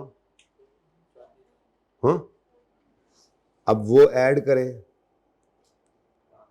करंट कितना आ गया, करंट कितना आ गया 460, भाई कहते हैं 540, ठीक है, 460 है जी। वो जो 500 का 0.08 है ना जी, इधर प्लस है, करंट तुम हटो यार जरा, तो 460 करंट क्या आया, ये नहीं निकालना आया आपको, ये ऐसे कैसे आए हैं, ठीक है। 8% ऑफ 500 है, ये प्लस हो रहा है, उधर माइनस कर दें, तो ये है आपका x। असल में क्या था, x असल में क्या है इस वक्त, x क्या है ये, और ये इसने 0.08 को जोड़ दिया इसके साथ, तो वो फिगर हमने निकाल ली। फिर x कितना निकला जी 460। अब इस 460 क्या करते थे जी, रिवाइज्ड के अंदर इसको कॉपी करके इधर पेस्ट कर लेते थे, ठीक है। अब यहाँ पर नई परसेंटेज है, वो 0.05 है, नया इनपुट का ही तो पता नहीं है, वही तो ढूंढने निकले, तो नया इनपुट का 5%। अब ये ज़रा डायरेक्टली कर लो, 0.95 इधर रह जाएगा, तो फिर x is equal to 460 divide by 0.95, 484। क्योंकि वेस्टेज की परसेंटेज रिवाइज होते हुए कम हुई है, तो फिर लेबर कॉस्ट कम ही होनी, इधर भी कम ही हुई थी, इसलिए लेबर कॉस्ट यहाँ पर भी कम ही आई। ये बढ़ भी सकती थी वेस्टेज रेट, नाराज हो गए जी एम्प्लॉयज़, हमने फलां काम किया, एम्प्लॉयज नाराज हो गए, वेस्टेज परसेंटेज, लेबर, ये आइडल टाइम जो है, लेबर वेस्टेज जो है ये बढ़ गई है, बढ़ सकती है। मटीरियल बहुत ख़राब आ गया, वेस्टेज रेट बढ़ सकती है, तो बढ़ने से क्या होगा, वो फॉर्मूला याद है, तो बस मैंने सिखाने के लिए बस वही एग्जांपल वैसे ही बना दी। अब इसका शॉर्टकट क्या है जी, ₹500 को पकड़ो और जी डिवाइड करो इसको 1 माइनस न्यू, मल्टीप्लाई करो 1 माइनस ओल्ड परसेंटेज से, मतलब 1 माइनस मतलब डायरेक्ट कर लिया करो, ठीक है। अब ओल्ड परसेंटेज क्या है 8%, ओल्ड करंट 8 है ना, 0.08 यानी कि 92 से मल्टीप्लाई करना है, न्यू है 5% मतलब 0.95 से डिवाइड करना है, ठीक है जी। आंसर इज वही रुपीस, वही होना है,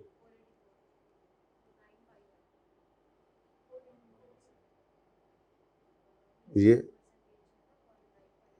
बेटा वही है ना, 1 माइनस 0.05 किया हुआ है ना, फॉर्मूला इस तरह से लिखा हुआ है, 95 लिख ले, कोई मसला नहीं। मैं ज़रा वो कहना चाह रहा हूँ, दिखाना चाह रहा हूँ, असल में 92 और 95 से ज़्यादा बेहतर मुझे लगता है। अब मैं ये बात यूँ समझाऊँ कि मैंने कहा था बड़ों को हमेशा ऊपर रखना है, और बड़े यानी पुराने, परसेंटेज पुरानी क्या है 8, तो वो 8% दिखाने की कोशिश की है, नए 5%, तो नए नीचे दिखाने की कोशिश की, इसलिए इस तरह से लिखते हैं। आप डायरेक्ट पर्चे में डायरेक्ट ही लिखते होते थे, सारा सेशन ऐसे ही डायरेक्ट लिखते हैं, ठीक है। अच्छा, तो लेबर के जो आर्स हैं उन पे क्या चीज़ असर कर गई, यूनिट ऑफ मेजरमेंट वाली कैलकुलेशन हो सकता है असर करे, अफेक्ट करे उसको एफिशिएंसी, या अफेक्ट करे उसको लेबर टाइम की वेस्टेज, या मोस्ट इंपॉर्टेंटली रेलेवेंट कॉस्टिंग में किया था अलग से लर्निंग कर्व का effect. Very important, learning curve is very important this time, ठीक है। इंपॉर्टेंट काम वैसे है, आया भी नहीं है पूरे पर्चे में, मैंने 2 सवाल, मेरा नहीं ख्याल लर्निंग कर्व नहीं आया, ठीक है। लेबर का सवाल है सही, देखता हूँ मैं अभी उसको, अभी ब्रेक में देखूंगा, लेकिन नहीं है मेरे ख्याल से, तो बहुत इंपॉर्टेंट है, बहरहाल इंपॉर्टेंट है मेरे हिसाब से, क्योंकि लेबर के अंदर लर्निंग का उसका बड़ा फेवरेट एरिया रहा है, और आपका काबू भी ऐसी बात नहीं, या तो किसी सवाल के अंदर डाल देगा उसको 5, 6, 7 नंबर का, या अलग से भी उसका सवाल कर सकता है, आपने अलग से भी सवाल किए हुए, और आप लेफ्ट हैंड से करते थे लेबर कॉस्ट वाले सवाल जिसमें लर्निंग कर्व होता था, ठीक है। बहरहाल जैसा पर्चा भी है अल्लाह आपको पास करे, ये बात नहीं करनी चाहिए फलां टॉपिक आ जाए, वो टॉपिक आया और ऐसा आए कि आपको तौबा तौबा इससे तो ना ही आता, ठीक है। तो इफेक्ट ऑफ लर्निंग कर्व में क्या होता था, लर्निंग दो तरह से हमें गिवन होती थी, फॉर्मूला याद है, y is equal to A x की power B, y is equal to X की पावर बी होता था, भूल गए, y होता था एवरेज कुछ था, बहुत पुराना हो गया, देखा ना, बहुत पुराना हो गया, देखा बहुत पुराना हो गया, एवरेज टाइम टू प्रोड्यूस। अगर लर्निंग यूनिट वाइज गिवन है, ठीक है, तो y is equal to A x की पावर b में हम y कहते थे average time to produce 1 unit if x number of units are produce. मैंने लिखा हुआ सारा कुछ, टेंशन नहीं, सिर्फ तुम्हारे दिमाग पे जोर डाल रहा हूँ, मैंने लिखा हुआ यहाँ पे, तुम्हारे दिमाग पे जोर डाल रहा हूँ, पुरानी बात है लेकिन इतनी आसान है। अब सबसे अच्छा आपको यही लगता था लर्निंग कर, है भी आसान। तो x नंबर ऑफ यूनिट्स जितने प्रोड्यूस किए हैं, और a होता था time to produce first ever unit, और b सारे सवालों में गिवन होता था, लेकिन आपको उसका फॉर्मूला भी पता है, log learning rate over log 2, लेकिन उसको आंसर निकाल के आई कि हर सवाल में देता था -0.92, पता नहीं -0.825 ऐसे करके, ठीक है।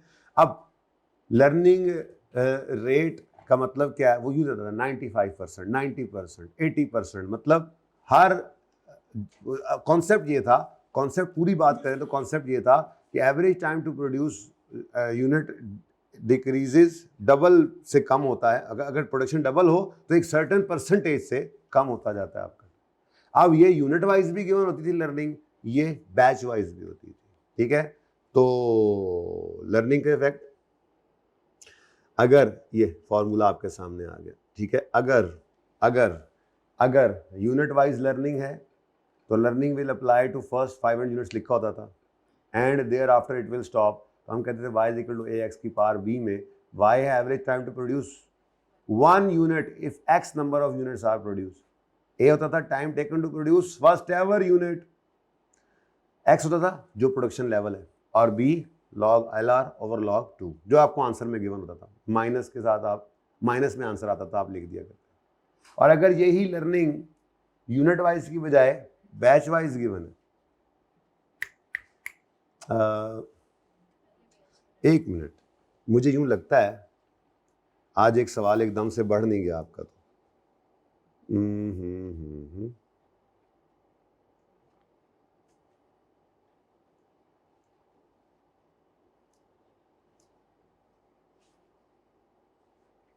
सुभान अल्लाह, सुभान अल्लाह, सुभान अल्लाह, ऐसे ही याद आया मुझे, सुभान अल्लाह।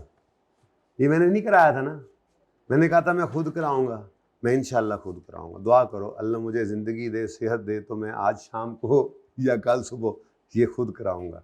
लेबर इंपॉर्टेंट भी था, सवाल भी मिल गया, शुक्र है। मैं सोच रहा था, मैं दिमाग चल रहा था कोई सवाल लबो इनाली, सवाल लबो इनाली, सवाल लबो, जिसमें क्या हो लर्निंग, कितने नंबर का सवाल है, 10 नंबर का, ऐसे ही सवाल आपको आ जाना है। बैच वाइज लर्निंग है, इंशाल्लाह ये करेंगे, ठीक है। आप में से किसी ने ये किया तो नहीं था?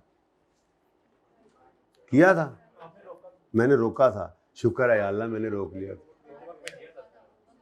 अच्छा, तो आप लोगों ने कर लिया था, हो गया था, नहीं हुआ था, यस शुक्र है, कुछ तो मिला, अल्हम्दुलिल्लाह अल्हम्दुलिल्लाह, या अल्लाह तेरा शुक्र है मैंने इनको रोका था। तो चलो ये रिवाइज भी होगा, ये रिवाइज भी होगा, अभी थोड़ी देर में रिवाइज कर लेते हैं, ठीक है, कोई मसला नहीं है, ठीक है, अभी कर लेते हैं, ज़रा कॉमन इश्यूज पूरे कर लें फिर इसको कर लेते हैं। एनीवेज, अगर बैच वाइज लर्निंग है, अगर बैच वाइज लर्निंग है तो every time to produce 1 batch if x number of batches are produced, time taken to produce first ever batch, number of batches, और log LR ओवर log 2।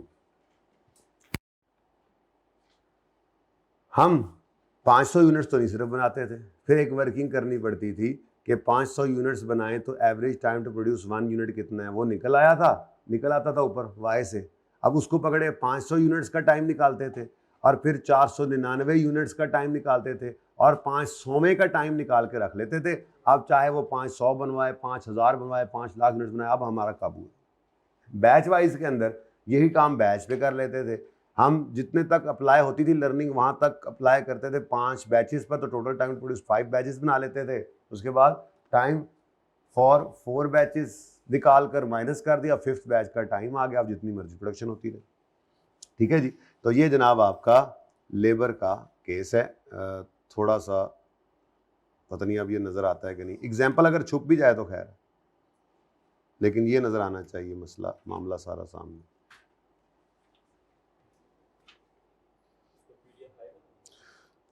कोशिश करूँगा यार।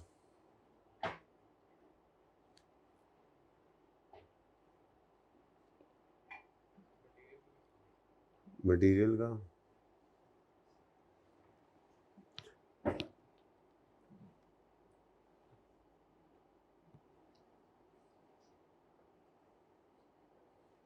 जी,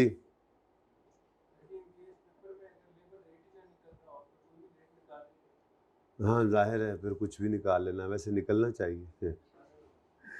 labour rate मतलब क्या? Labour hours, labour rate per hour. अच्छा, अल्लाह आपकी मदद करेगा इंशाल्लाह। जी अब इससे कैसे करूं, फैलाऊं या ठीक है? कुछ नज़र आ रहा है थोड़ा? ठीक है भाई। कितनी देर होगी रिकॉर्डिंग? 55 मिनट। चलें जी, ऐसा करते हैं। अब वो एस कंट्रैक्टर वाला सवाल तो आपको देने की भी ज़रूरत नहीं, आपकी किताबों में है, उसे ओपन कर लें। यही जो अभी दिखाया था।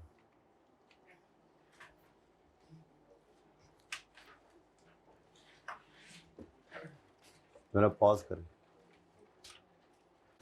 जी बच्चों। अभी हमारे कॉमन इश्यूज़ के अंदर हमने सिर्फ बात की प्रोडक्शन यूनिट्स की, मटेरियल कॉस्ट की और लेबर कॉस्ट की। ऐसे ही वेरिएबल ओवरहेड्स का मसला है, फिक्स्ड ओवरहेड्स का मसला है और कुछ कॉमन और मसले हैं, थोड़े से रह गए हैं। लेकिन ये काम ना ऐसे बोर करता है सिर्फ यही चले। अब देखो ना, ये तो मैंने परसेंटेजेस यहाँ छोटी छोटी एग्जाम्पल से करवा दी, लेकिन ये लर्निंग कर्व को रिवाइज करने के लिए एक सवाल दरकार था और आउट ऑफ ब्लू अल्लाह की तरफ से मदद ये आई। मैंने शुक्र है इसको नहीं करवाया था ड्यूरिंग सेशन, तो अब इसको कर लेते हैं। ठीक है। तो इसमें असल में जब आया था ना तो मसला ये हुआ था, ये स्पेशल केस था शायद या नहीं था, ये तो आप देखेंगे, पर शक था इस पे। तो मैंने कहा था जब एक चीज़ पढ़ लेंगे, ये वाली चीज़ आप पढ़ चुके हैं, अब हम तसल्ली से देख लेंगे इस पे अप्लाई होना या नहीं होना। ठीक है। तो अहमद मुबारक हो, सवाल अल्लाह ने और दे दिया है। चलो जी, अब ये 43 रह गया था, अल्हम्दुलिल्लाह रेलेवेंट कॉस्टिंग में ये भी हो जाएगा। Calculate minimum bid price. वैसे तो डिसीजन मेकिंग मैंने रिवाइज करनी है, लेकिन फिर भी मैं थोड़ी सी ज़्यादती समझ लो कर रहा हूँ, मैं लर्निंग कर्व को कराए बगैर आगे नहीं जा पा रहा। ठीक है, ले जी। S contractor supplies customize components to various industrial customers. It is considering to bid for a contract for supply of 1 lakh units of LM3 to Sarmad Industries. Its technical department has provided the following estimates regarding production cost of first batch consisting of 25,000 units. ये production cost कितने units की है जी? पहला batch है जो कि 25,000 units पर मुश्तमिल है। अब बैच वाइज सवाल करवा रहा है। बैच वाइज लर्निंग मुश्किल होती थी शुरू में, लेकिन बाद में लगने लगा है सौखा काम है। बहरहाल फिर भी मुश्किल लगता है, एक यूनिट पर लगाना चीज़ और एक बैच पर लगाना थोड़ा ध्यान रखना पड़ता है। एनीवेज, समझ आ रही है? अच्छा, अब रॉ मटेरियल 63,000 केजीज लगता है 600 रुपये पर केजी के हिसाब से। ठीक है, और 4 घंटे लेबर के लगते हैं। अब ये किसकी बात हो रही है, ध्यान से देख लो, फर्स्ट बैच पर। तो फर्स्ट बैच पर 4 घंटे एक यूनिट पर लगते हैं। 4 घंटे तो एक बैच पर कितने लगते हैं? ठीक है, ये रॉ मटेरियल जो है ना, उसने 63,000 केजीज टोटल दिया हुआ है कि टोटल 25,000 यूनिट्स पर। मैं फर्स्ट बैच की बजाय यहाँ पे ये ना लिख दूँ, फर्स्ट बैच की बजाय 25,000 यूनिट्स। बैच साइज क्या है ताकि इजी रहे ज़रा, बैच साइज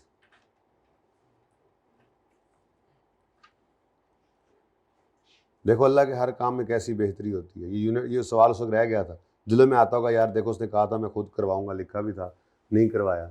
शायद अल्लाह ने इस दिन के लिए संभाल के रख लिया था, वरना भी मुझे ब्रेक में जाके टेंशन होती, मैं सवाल ढूंढता यार, नहीं मुझे मज़ा नहीं आ रहा था असल में, क्योंकि बाकी सारी चीज़ें इतनी बार हुई थी, ये लर्निंग का पुराना छोड़ा हुआ था, तो सिर्फ बात करने से मुझे चेहरों के ऊपर वो बशाशत नज़र नहीं आ रही थी, तो मुझे सवाल चाहिए था बहरहाल, तो फिर सवाल शुक्र है मिल गया।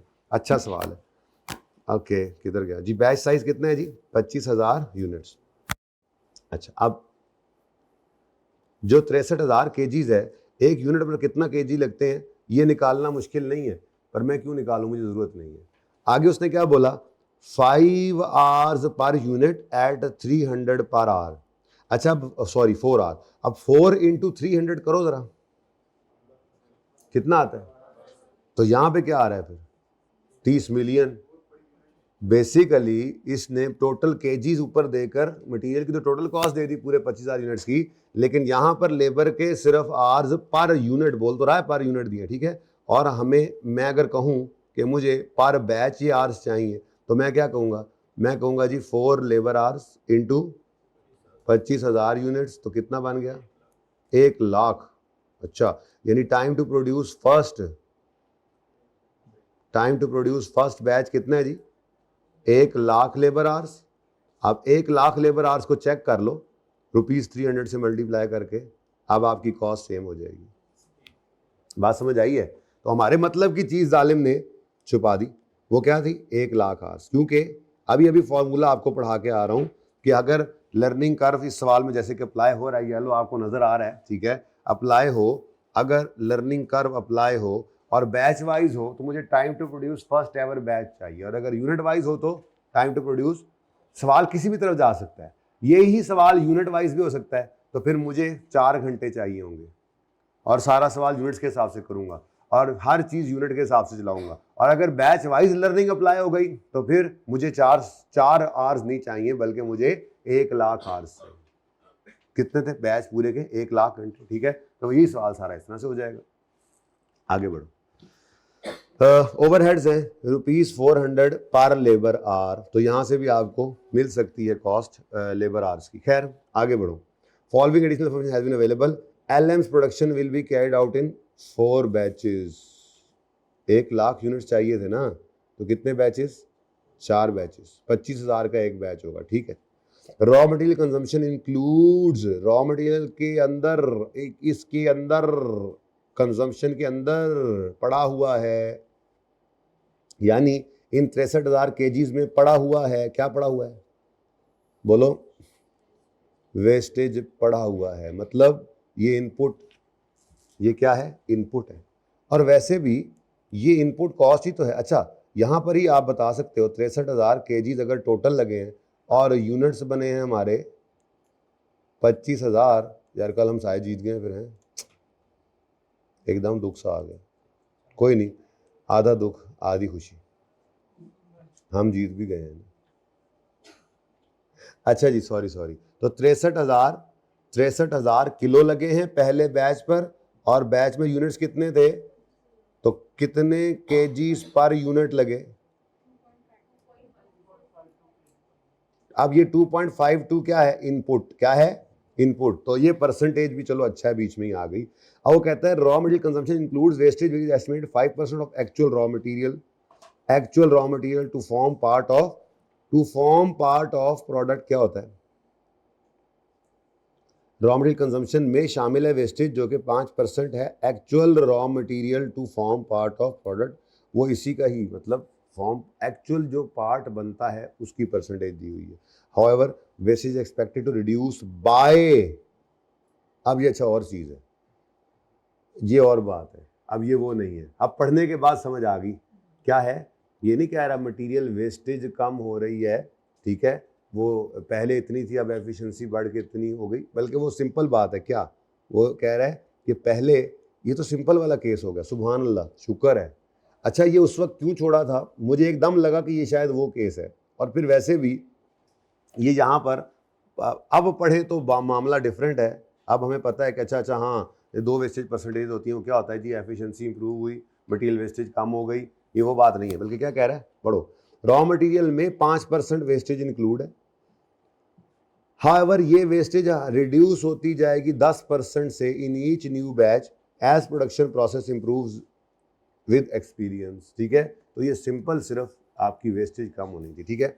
कैसे निकालेंगे? वक्त आने पे इसको भी देख लेते हैं, ठीक है। आगे बढ़े जी।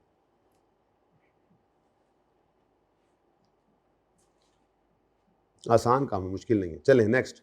उसके बाद कहता है ओ जिसके लिए आए इधर, learning curve effect for labour is estimated at 90%, it is expected to remain effective for the first 3 batches only. इसका मतलब हमने तो प्रोडक्शन करनी है कितने बैचेस की, हमने तो 5 बैचेस बनाने, 4, तो इसका मतलब 3 पे इसने रुकना है, तो वही तीसरे वाला टाइम चौथे पे भी लगना है, तो फिर हमें सारा काम उसने करवा लिया है फिर भी, ठीक है। इंडेक्स ऑफ लर्निंग गिवन है -0.15 to 20% of overheads are fixed and mostly represent maintenance and depreciation of factory building and machines. अच्छा, अब दिल तो बड़ा कर रहा है कि रेलेवेंट कॉस्टिंग भी रिवाइज हो तो उसके बाद करें, तो क्या लगता है हिम्मत मार सकते हैं, इसको कर लेंगे? चलो फिर कर लेते हैं, ठीक है।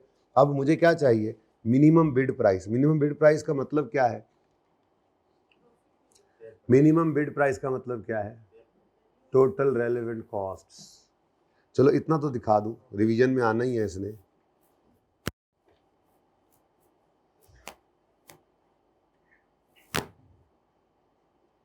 लिखा है या वापस जाना पड़ेगा, मुझे लगता है वो चैप्टर में वापस जाना पड़ेगा।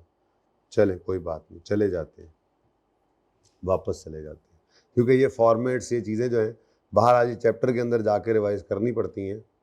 सारा कुछ मैं इसमें नहीं डाल सकता था माजरत के साथ।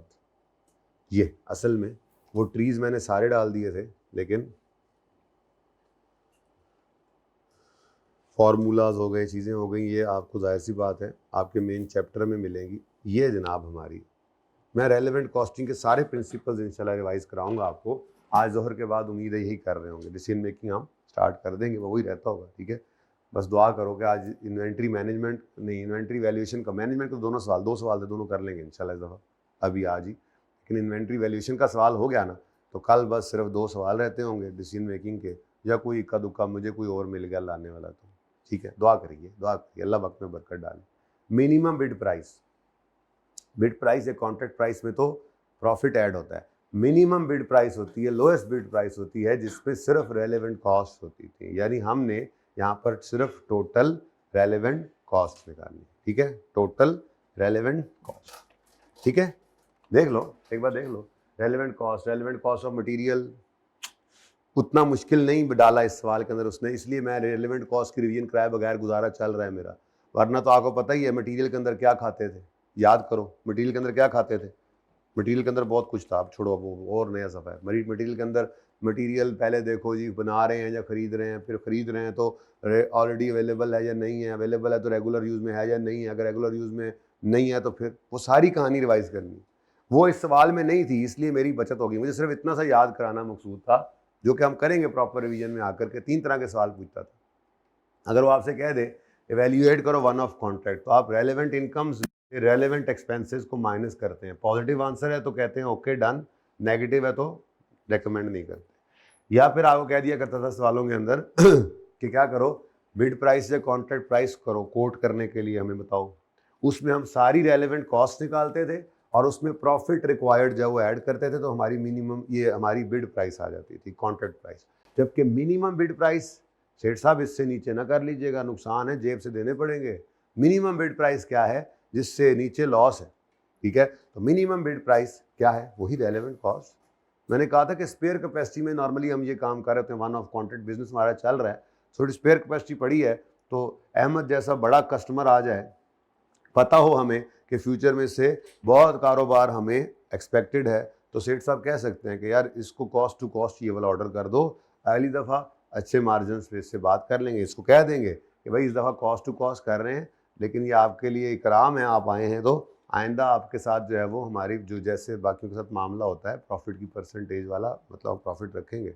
जाहिर सी बात है फीस बिल्ला तो काम नहीं कर रहे हैं, लेकिन फिलहाल आपको हम कॉस्ट टू कॉस्ट कर बता भी सकते हैं। ये यूँ कह सकते हैं सेठ साहब भाईजान इससे नीचे तो फिर मैं पल्ले से भी भरूंगा, ये तो कॉस्ट ही है, आपसे कॉस्ट ही ले रहे हैं, कहते हैं ना लोग ऐसे, भाईजान ये आपका ऑर्डर कॉस्ट ही ले रहे हैं, पता नहीं वो क्या क्या सही कह रहे थे नहीं, लेकिन हम इस वक्त निकाल कर देंगे सेठ साहब को सही वाली कॉस्ट, असली वाली, ठीक है। तो रेलेवेंट कॉस्ट सिर्फ निकालनी है, रेलेवेंट कॉस्ट ही हमारी मिनिमम बिड प्राइस होती है, इससे नीचे नहीं बिड कर सकते हम प्राइस को, सारी कॉस्ट चाहिए, ठीक है। तो अब ये वाला फॉर्मेट बनाना है हमने, तो शुरू करते हैं जी काम।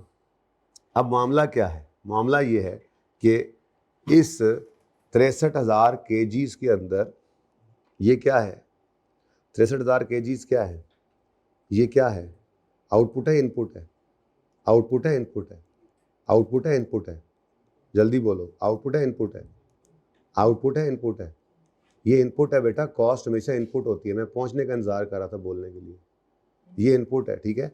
अब अगर ये 63,000 kgs है, ठीक है, और वो क्या कह रहा था 5% of actual raw material to form part, तो वो तो आउटपुट की मतलब परसेंटेज इसी की बता रहा है, कितने परसेंट आता है ज़रा बताओ, बताओ ज़रा। ये तो इनपुट गिवन हो फिर तो यशी हो जाती है और चेंज भी नहीं करना। इसका मामला डिफरेंट है ज़रा केजीज के अंदर, ये कितने केजीज है 63,000, ठीक है। आप बताओ कितने परसेंट इसका, 5% इसका वेस्ट हो जाता है, कितना बनता है 5%, 5% ऑफ 63,000 कितना बनता है, हाँ ओ माय गॉड। और अगर मैं कहूं कि नहीं, अगर वो अब पता नहीं वो शायद ये कह रहा हो सकता है, ये चेक करते हैं 5% ऑफ एक्स करो ज़रा, ये एक्स हो गया, ये प्लस 0.05 एक्स, ऐसा भी हो सकता है सवाल में।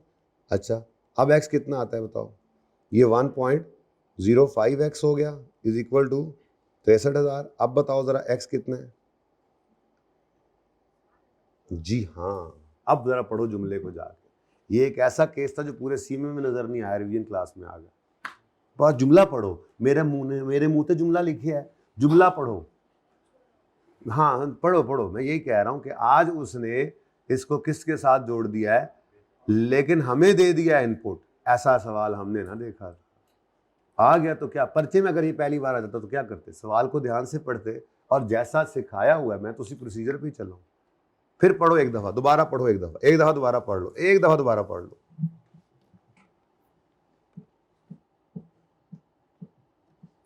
इसको सादा तरीके से भी कर सकते हैं, आपके तरीके से भी कर दिया मैंने। सादा तरीका क्या है वो बाद में बताता हूं, पहले जरा दोबारा पढ़ो। रॉ मटेरियल कंजम्पशन में शामिल है वेस्टेज, मतलब इस 63,000 में शामिल है वेस्टेज, तो ये क्या है इनपुट, ठीक है। अब ये 5% इनपुट इसमें शामिल है, तो ये 105 हुआ पड़ा है, ये 105 है बेसिकली, ठीक है ना। ये 100, खैर चले छोड़े, 105 है जो भी है, छोड़ें आप इस तरतीब पे करें, नमा काटा ना खोलो। नेक्स्ट आए कहता है however the wastage is expected to reduce by 10% in each new batch। अब ये जो जुमला है ना पढ़ने वाला ये है, which is estimated at 5% of actual raw material to form part of the product। 5% of what भाई, आउटपुट का। प्रोडक्ट के ऊपर क्या लगा होता है, प्रोडक्ट का पार्ट क्या बनता है। मैं आपको जब शुरू में ये लॉस पढ़ाया था तो सबसे पहले हमने टारगेट कॉस्टिंग के सवाल किए जिनमें यूं लिखा होता था ईच कंप्लीट यूनिट्स रिक्वायर इतने केजीज, मतलब आउटपुट। आउटपुट का प्रोडक्ट का पार्ट क्या बनता है, जो कंप्लीट प्रोडक्ट का पार्ट क्या बनता है, जो आउटपुट में पड़ा हुआ है। अगर लॉस हो रहा है तो वो तो आउटपुट नहीं हो सकता, जो आउटपुट प्रोडक्ट के ऊपर लगा होता है। इनपुट तो कुछ ज्यादा करना पड़ता है, और ये इनपुट था क्योंकि ये कॉस्ट गिवन है, इनपुट कॉस्ट होती है हमेशा, ठीक है। तो ये मामला था, पहली बार ऐसा हुआ हमें इनपुट दे दिया उसने और साथ बोल दिया 5% ऑफ आउटपुट क्या है। वाह सुभान अल्लाह, यार मजा नहीं आ गया वैसे। 5% ऑफ आउटपुट क्या है, वेस्टेज है। ये कैसे करूं, 0.05x लिख दूं ऐसे, 0.05 वेस्टेज है किसका। अगर तो होता इसका तो जिंदगी आसान थी, लेकिन उसने क्या बोल दिया 5% ऑफ दिस। अब जरा जुमला दोबारा पढ़ लो, आखिरी बार पढ़ लो। रॉ मटेरियल कंजम्पशन में शामिल है वेस्टेज 5% की, wastage 5% of actual raw material to form part of the product. तो किसके साथ जोड़ा उसने, सादा सी बात है आउटपुट के साथ। आउटपुट में पता नहीं था, यहां पे हमने कर दिया एक्स। अब ये दोनों मिलकर क्या बन गए, ऐसे ही एक जुमला बढ़ाया मैंने, इधर इधर कर लो जी। ये क्या बन गए, एक लाइन ऐसे बढ़ गई, ये क्या बन गया जी, बोलो बोलो क्या बन गया। 1 प्लस 0.05 कितना बनता है 1.05x। तो x कितना बन गया, x कितना बन गया 60,000। इसका मतलब लॉस कितना पड़ा था इसमें, ठीक है। तो आप इसको यूं भी कर सकते थे वैसे, बाय द वे 63,000 जो है ये इनपुट है ना, इसमें 5% शामिल है तो 105 है। बोलो इसको डिवाइड कर दो 105 से, मल्टीप्लाई कर दो 5 से, वही 3,000 डायरेक्ट भी आ सकता है। अब आपकी मर्जी है, ठीक है। ये मैंने दोनों तरीके करवा दिए हैं, लेकिन अब मैं आपके साथ असल में सवाल करना चाह रहा हूँ आपके साथ। ठीक है, तो ये समझ आया, वेस्टेज परसेंटेज तो आई लेकिन मज़ा नहीं आया।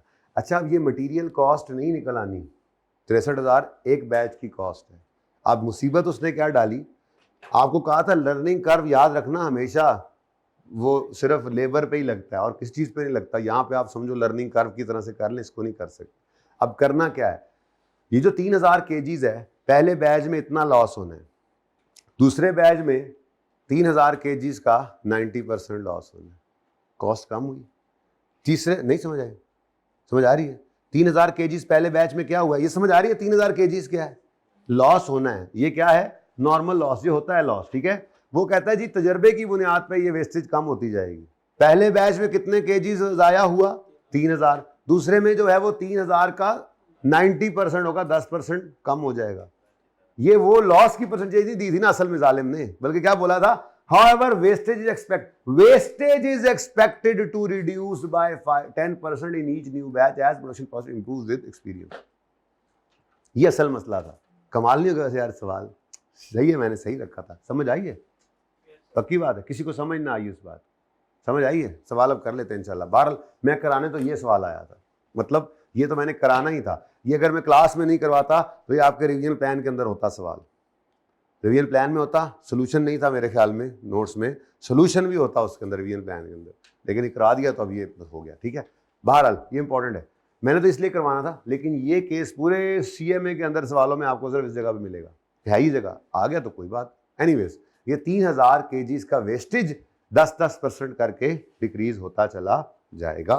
तो क्वेश्चन 43, पेज नंबर नोट्स का 225, स्प्रिंग 23 का क्वेश्चन 1, नाम है इसका एस कॉन्ट्रैक्टर। क्या अच्छा जी, ताज तेनू तो मैनू पता है, शरीफ बच्चे बैठे थे चुप करके बैठ, किस किस को पता है ये जो भाई ने बोला है ताज शेजक का? तुम भी हॉस्टल वालों को तो पता ही होगा, तुमने कभी ना भी दे और काम कौन सा होता है हॉस्टल में, पढ़ने आते हैं हम लोग यहाँ पे, मैं भी शामिल हूँ, हम लोग बोला मैंने, हम लोग, ठीक है ना जी। लेकिन पढ़ाई के टाइम पढ़ाई, मेरे फ्लैटमेट्स को पता होता था ना लूडो या ये खेलना है अगर, तो उनको पता होता था कि ऐसे टाइम में खेलना, इसको पहले टाइम दो, इन्हें पढ़े ना, इन्हें खेलना भी नहीं, खेलना आया तो मज़ा नहीं आना, तो अपने आपको ज़रूरत बनाया था उनकी, लेकिन पाबंदी के साथ। वो फिर पूरा माहौल देते थे, खामोशी होती थी, पढ़ने का टाइम दिया जाता था, जैसे छेती कर ले काम, छेती कर लेते फिर आ जा, तो काम बेशक पूरा हो तो जो मर्जी करे जुनैद खान, लेकिन सिर्फ यही काम हो और सुबह क्लास में 2-3 घंटे लेट आए बंदा, क्यों? सारी रात दोस्त आए रहे, स्वाद से आए थे ताश खेलने जी। तो मिनिमम बिड प्राइस यही लिखा हुआ है ना नीचे जी, रिक्वायरमेंट पढ़ो, calculate minimum bid price which ACL should quote to earn a profit of. तो ये धोखा ना खाना, उसने क्या बोला है, मिनिमम बिड प्राइस बताओ ACL को, which should quote to earn, अच्छा चलो प्रॉफिट ऐड कर देंगे, कोई बात नहीं, खैर एंड में प्रॉफिट ऐड कर देंगे, मार्जिन ही ऐड करना है ना, वो मिनिमम बिड प्राइस में रुक गया था, कोई बात नहीं, ये मिनिमम बिड प्राइस नहीं है, ये जालिम ने कॉन्ट्रैक्ट प्राइस मांगी है, कोई मसला नहीं, कर लेंगे, वो मसला नहीं, ठीक है। लेकिन ये अल्फाज आपको निशानदेही करते हैं, रेलेवेंट कॉस्टिंग प्रिंसिपल्स का सवाल है, रेलेवेंट कॉस्टिंग प्रिंसिपल्स मुंह से बोल दे के करो, या ये अल्फाज कह दे, मिनिमम बिड प्राइस निकालो, कॉन्ट्रैक्ट प्राइस निकालो, ठीक है, या ये कॉन्ट्रैक्ट प्राइस टू, पहला कौन सा, एवेल्यूएशन ऑफ कॉन्ट्रैक्ट, ठीक है, वो उस बेस के ऊपर एवेल्यूएशन करते हैं हम, तो ये मिनिमम बिड प्राइस नहीं है, बस ये इसका नाम ही लिखते हैं, एंड पे प्रॉफिट ऐड कर देंगे। ले अब सबसे पहले हमें क्या चाहिए यार, लेबर कॉस्टिंग तो कहीं पीछे ही रह गया, कोई बात नहीं, तो हमने क्या करना है जी, कॉन्ट्रैक्ट प्राइस असल में देनी है, कॉन्ट्रैक्ट प्राइस कितने यूनिट्स की, ऑफ 100,000 यूनिट्स, हाँ 100,000 यूनिट्स ऑफ, क्या नाम था प्रोडक्ट का, LM3। अब सबसे पहले क्या आया मेरे पास, अच्छा ही मिल गया सवाल, मटेरियल भी इसमें रिवाइज हो जाएगा, लेबर भी, ओवरहेड भी, और वो कॉमन इश्यूज भी आ गए। ठीक है, अच्छा सवाल मिल गया। ओके जी, रॉ मटेरियल क्या लिखा हुआ है, अल्फाज क्या है, रॉ मटेरियल है, मटेरियल है, मैं आपके सामने रख लेना, बस ठीक है, बस ठीक है, अब रहने दो, अब रहने दो, रहने दो हुण, मेहरबानी ताड़ी जी। रॉ मटेरियल, अच्छा अब रॉ मटेरियल हमें केजीज चाहिए, 1,00,000 यूनिट्स पर कितने केजीज लगने हैं वो चाहिए, बाकी रेट पर केजी तो गिवन है। ठीक है, तो कितने केजीज लगने हैं वर्किंग वन करेंगे इसके। ठीक है, उसके ऊपर क्या रेट है पर केजी वो सवाल में गिवन है, उस पर कोई महंगाई उसने नहीं लगाई या कोई बल्क क्वांटिटी डिस्काउंट नहीं लगाया, ये भी आ सकता था, अभी रिवाइज करके आ रहे। मटीरियल कॉस्ट के ऊपर क्या असर पड़ सकता था, वेस्टेज का पड़ सकता है, लेकिन वेस्टेज बड़े कमाल तरीके से उसने दिया, द वन एंड ओनली तरीका पूरे सवालों में, लेकिन मुश्किल नहीं था 2 से 3 बार सवाल पढ़ने वाले के लिए। ठीक है, क्या बात की सादा सी उसने, 63,000 किलो लगते हैं जिसमें 5% शामिल है, लेकिन ये वेस्टेज 10% कम होगा। उसने ये नहीं बोला वेस्टेज परसेंटेज 5 से 4 पे आएगी, 4 से 3 पे आएगी, नहीं, वेस्टेज जो था वो 10%। तो यहां पे आसानी थी, उल्टा मुश्किल कर करके आसान चीज समझ भी ना आए, ये तो कोई बात नहीं हुई।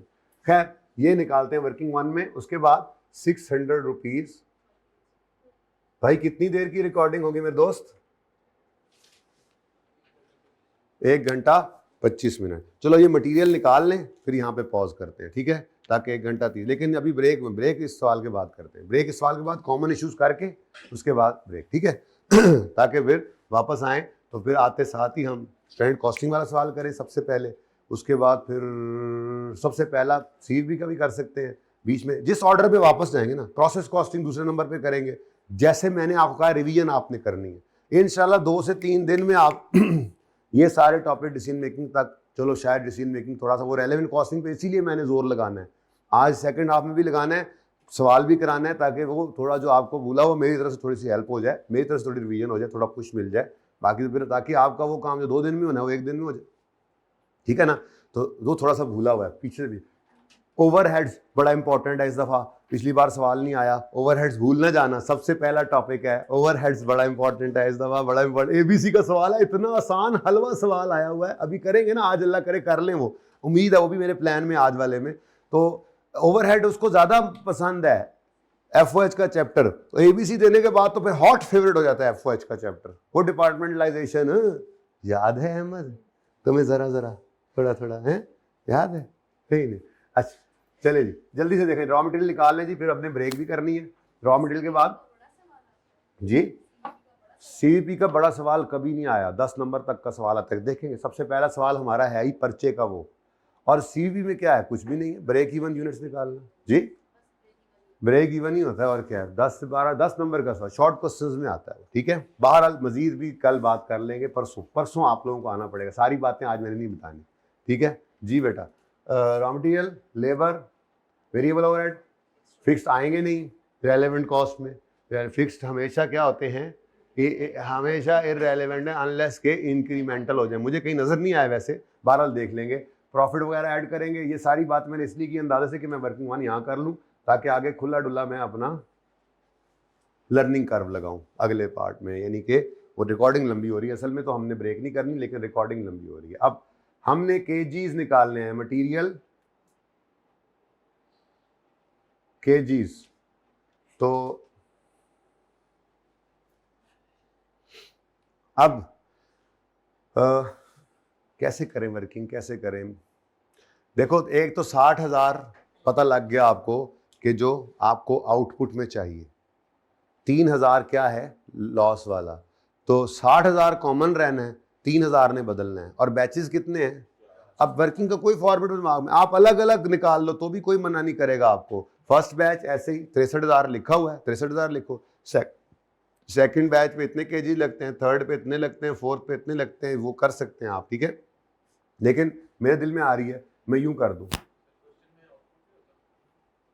बेटा कोई पक्की बात है आउटपुट होता है, सवाल बताता है, कई बार क्वेश्चन में इनपुट भी होता था, जब 2 लॉस की परसेंटेज होती थी तो क्या होता था सवाल के अंदर, इनपुट ही तो होता था। अब मुझे बताओ, वो कह रहा है इतनी कॉस्ट लगती है, 25 बैच 25 1000 यूनिट्स बनाने पर इतनी कॉस्ट लगती है और इस मटेरियल कॉस्ट में लॉस शामिल है, तो मतलब फिर वो इनपुट ही है ना। और ये हमेशा 2 लॉस की परसेंटेज में हमेशा ही इनपुट होता था, आप कह रहे हैं आउटपुट होता है सिर्फ। 2 लॉस वाली परसेंट में तो होता ही हमेशा इनपुट था। शुरू में आते जब मैं वो इनपुट वाली परसेंटेज की बात कर रहा था, तो लॉस जब 2% देता था तो हमेशा होती ही इनपुट थी। और सवाल को देखा करो ना, लाइन के बगैर हम क्यों बने। क्या कह रहे हैं सवाल में, रॉ मटेरियल 63,000 केजीज, ऊपर पढ़ो फिर ऊपर से पढ़ के आओ कि production cost of first batch इतनी है, ये कॉस्ट है। तो मैं कहा था कॉस्ट तो हमेशा इनपुट के हिसाब से ही होती है। कॉस्ट क्या है, जो मटेरियल खरीद कर लाएंगे। एक बैच पर कितना मटेरियल लगता है, 37,800 रुपए का, 63,000 किलो लगता है। और अगर कोई लॉस होता है तो वो इसमें शामिल होगा। आगे बताए ना बताए इसमें शामिल होगा, ये हमेशा से ऐसे ही कहते थे हम कि जब वो कॉस्ट पर यूनिट देता था, ये क्या है, ये इनपुट कॉस्ट है। इनपुट मतलब इतना मटेरियल डालना पड़ेगा 25,000 यूनिट्स बनाने के लिए, ये इनपुट है। कोई लॉस होगा तो इसमें शामिल होगा, ठीक है, ओके डन। और जो आउटपुट था वो यूं कहता था, एक यूनिट पर इतना केजीज लगा होना चाहिए, कंप्लीट यूनिट पर इतने केजीज लगे होने चाहिए, वो डिफरेंट बात होती थी, वो आउटपुट होता था। तो सवाल को पढ़ो तसल्ली से, ठीक है, ओके। और फिर साथ ही उसने बोला, अब आपको समझाने के लिए मजीद, ये तो हमने कहा हम यहीं से देख लेते हैं कि ये इनपुट ही होगा अगर कोई लॉस है तो, लेकिन उसने कहा बच्चों को नहीं पता लगता, बच्चे परेशान होते हैं। तो उसने फिर लिखा बच्चों के लिए लिखा, raw material consumption includes wastage. अब अगर वेस्टेज पड़ी है तो फिर ये क्या है, आउटपुट। फिर तो ये इनपुट ही है, वेस्टेज भी खरीद कर लाए थे, जो वेस्ट होना है वो भी खरीद कर लाए थे, वो भी हमारी कॉस्ट, नॉर्मल लॉस जो है, इंक्लूड्स वेस्टेज, ठीक है। अच्छा चलो जी, फर्स्ट बैच, सेकंड बैच, यूं कर लेते हैं मेरे हिसाब से तो, third batch,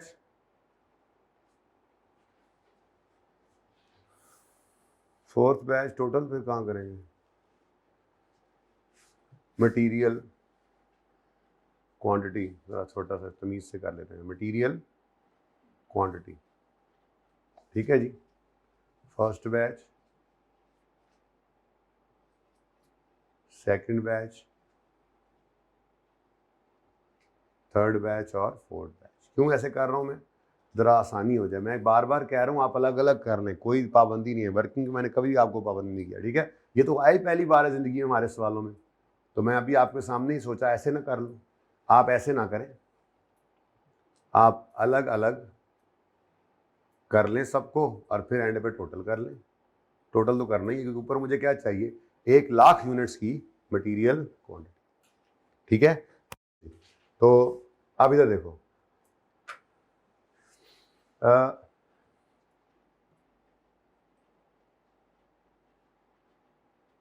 material KGs, material यूं कह लूं, मटेरियल इन आउटपुट 60,000। कैसे निकाला है ये, हमें तो ये गिवन था, हमें तो 63,000 केजीज गिवन था।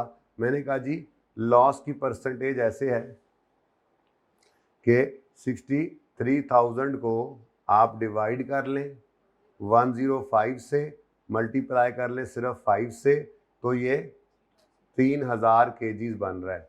ये 63 ऐसे बना है, इस तरह से कर लें, आपकी मर्जी है, या जैसे आपके सामने निकाला है पुराने तरीके से कर लें, आपकी मर्जी है, मुझे इससे कोई मसला नहीं है। ओ सॉरी, और ये फिर हमने क्या निकाला जी, बैलेंस। ये अब इधर देखो, ये तो सेम ही रहना है, 60,000 केजीज तो हमें 25,000 यूनिट्स में आउटपुट चाहिए होता है, तो टोटल कितना, 2,40,000 केजीज तो हमारा ये लगना है, जो आउटपुट पे नजर आएगा, जो यूनिट्स पे लगा हुआ नजर आएगा। समझ आ रही बात। लेकिन हर बैच के अंदर जो प्रोडक्शन होनी है उसमें कुछ केजीज क्या होने हैं, लॉस्ट भी होने हैं, ठीक है। तो पहले बैच में ये कितने लॉस्ट होने, अब मैं यहां पर आप आसानी के लिए लिख रहा हूं, एट द रेट ऑफ 10%, का मतलब है 10% इनको क्या करते जाओ, डिक्रीज, या एट द रेट ऑफ 90% लिखूं, क्या लिखूं, 10%, ठीक है 10%, तो 3,000 का 10% कम करो, 90%, 2,700 बनेगा। अगर ना समझ आए तो अपने लिए स्टार लगा के यहाँ लिख लो, पर्चे के लिए तो काफ़ी है ये। 90% लिखूँ या 10% लिखूँ, 90 डायरेक्ट वैल्यू आएगी, सही है, ठीक है, एट द रेट ऑफ 90%। लेकिन फिर अपने समझने के लिए यहाँ लिख लो कि रिडक्शन ऑफ वेस्टेज ऑफ 10% पर बैच, ठीक है जी। तो पर बैच रिडक्शन होती जाएगी वेस्टेज की, तो 90% फिर वेस्टेज होती चली जाएगी। तो ये 2700 आ गया, फिर 2700 का 90% 2430, फिर इसका 90% 21। बात समझ आई? अब इस पे लर्निंग नहीं लगा देना, लर्निंग कर्व सिर्फ किस पे लगता है? मटेरियल पर। ओके बेटा, ये 63,000 सवाल में क्या 21870 कैसे हो सकता है? देखो 3,000 कम होते होते 21,000 बन गया, मुझे नहीं आता। 2187 ही होगा बेटा जी। की कर दे क्यों मैनू एवं हार्ट अटैक देंगे इस मौके से जी। 63,000, 62,700, 62,430, 62,187। तो मुझे क्या करना लॉस की परसेंटेज का? मुझे तो टोटल ही चाहिए था। ठीक है, तो टोटल करो, ये इसका टोटल करो। मटेरियल इनपुट, इनपुट मतलब परचेज्ड यानी कि कॉस्ट में जो यूज होना है। ठीक है जी। ये 63, 62, 700, 62, 430, 62, 187 टोटल करो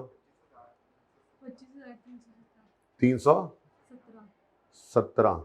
एंड बोलना 17 के मैं पहले 70 लिख ला। ठीक है, लो मेरे बच्चों, ये 25 तो 25,000 किने बोले? 250 किसने बोला था?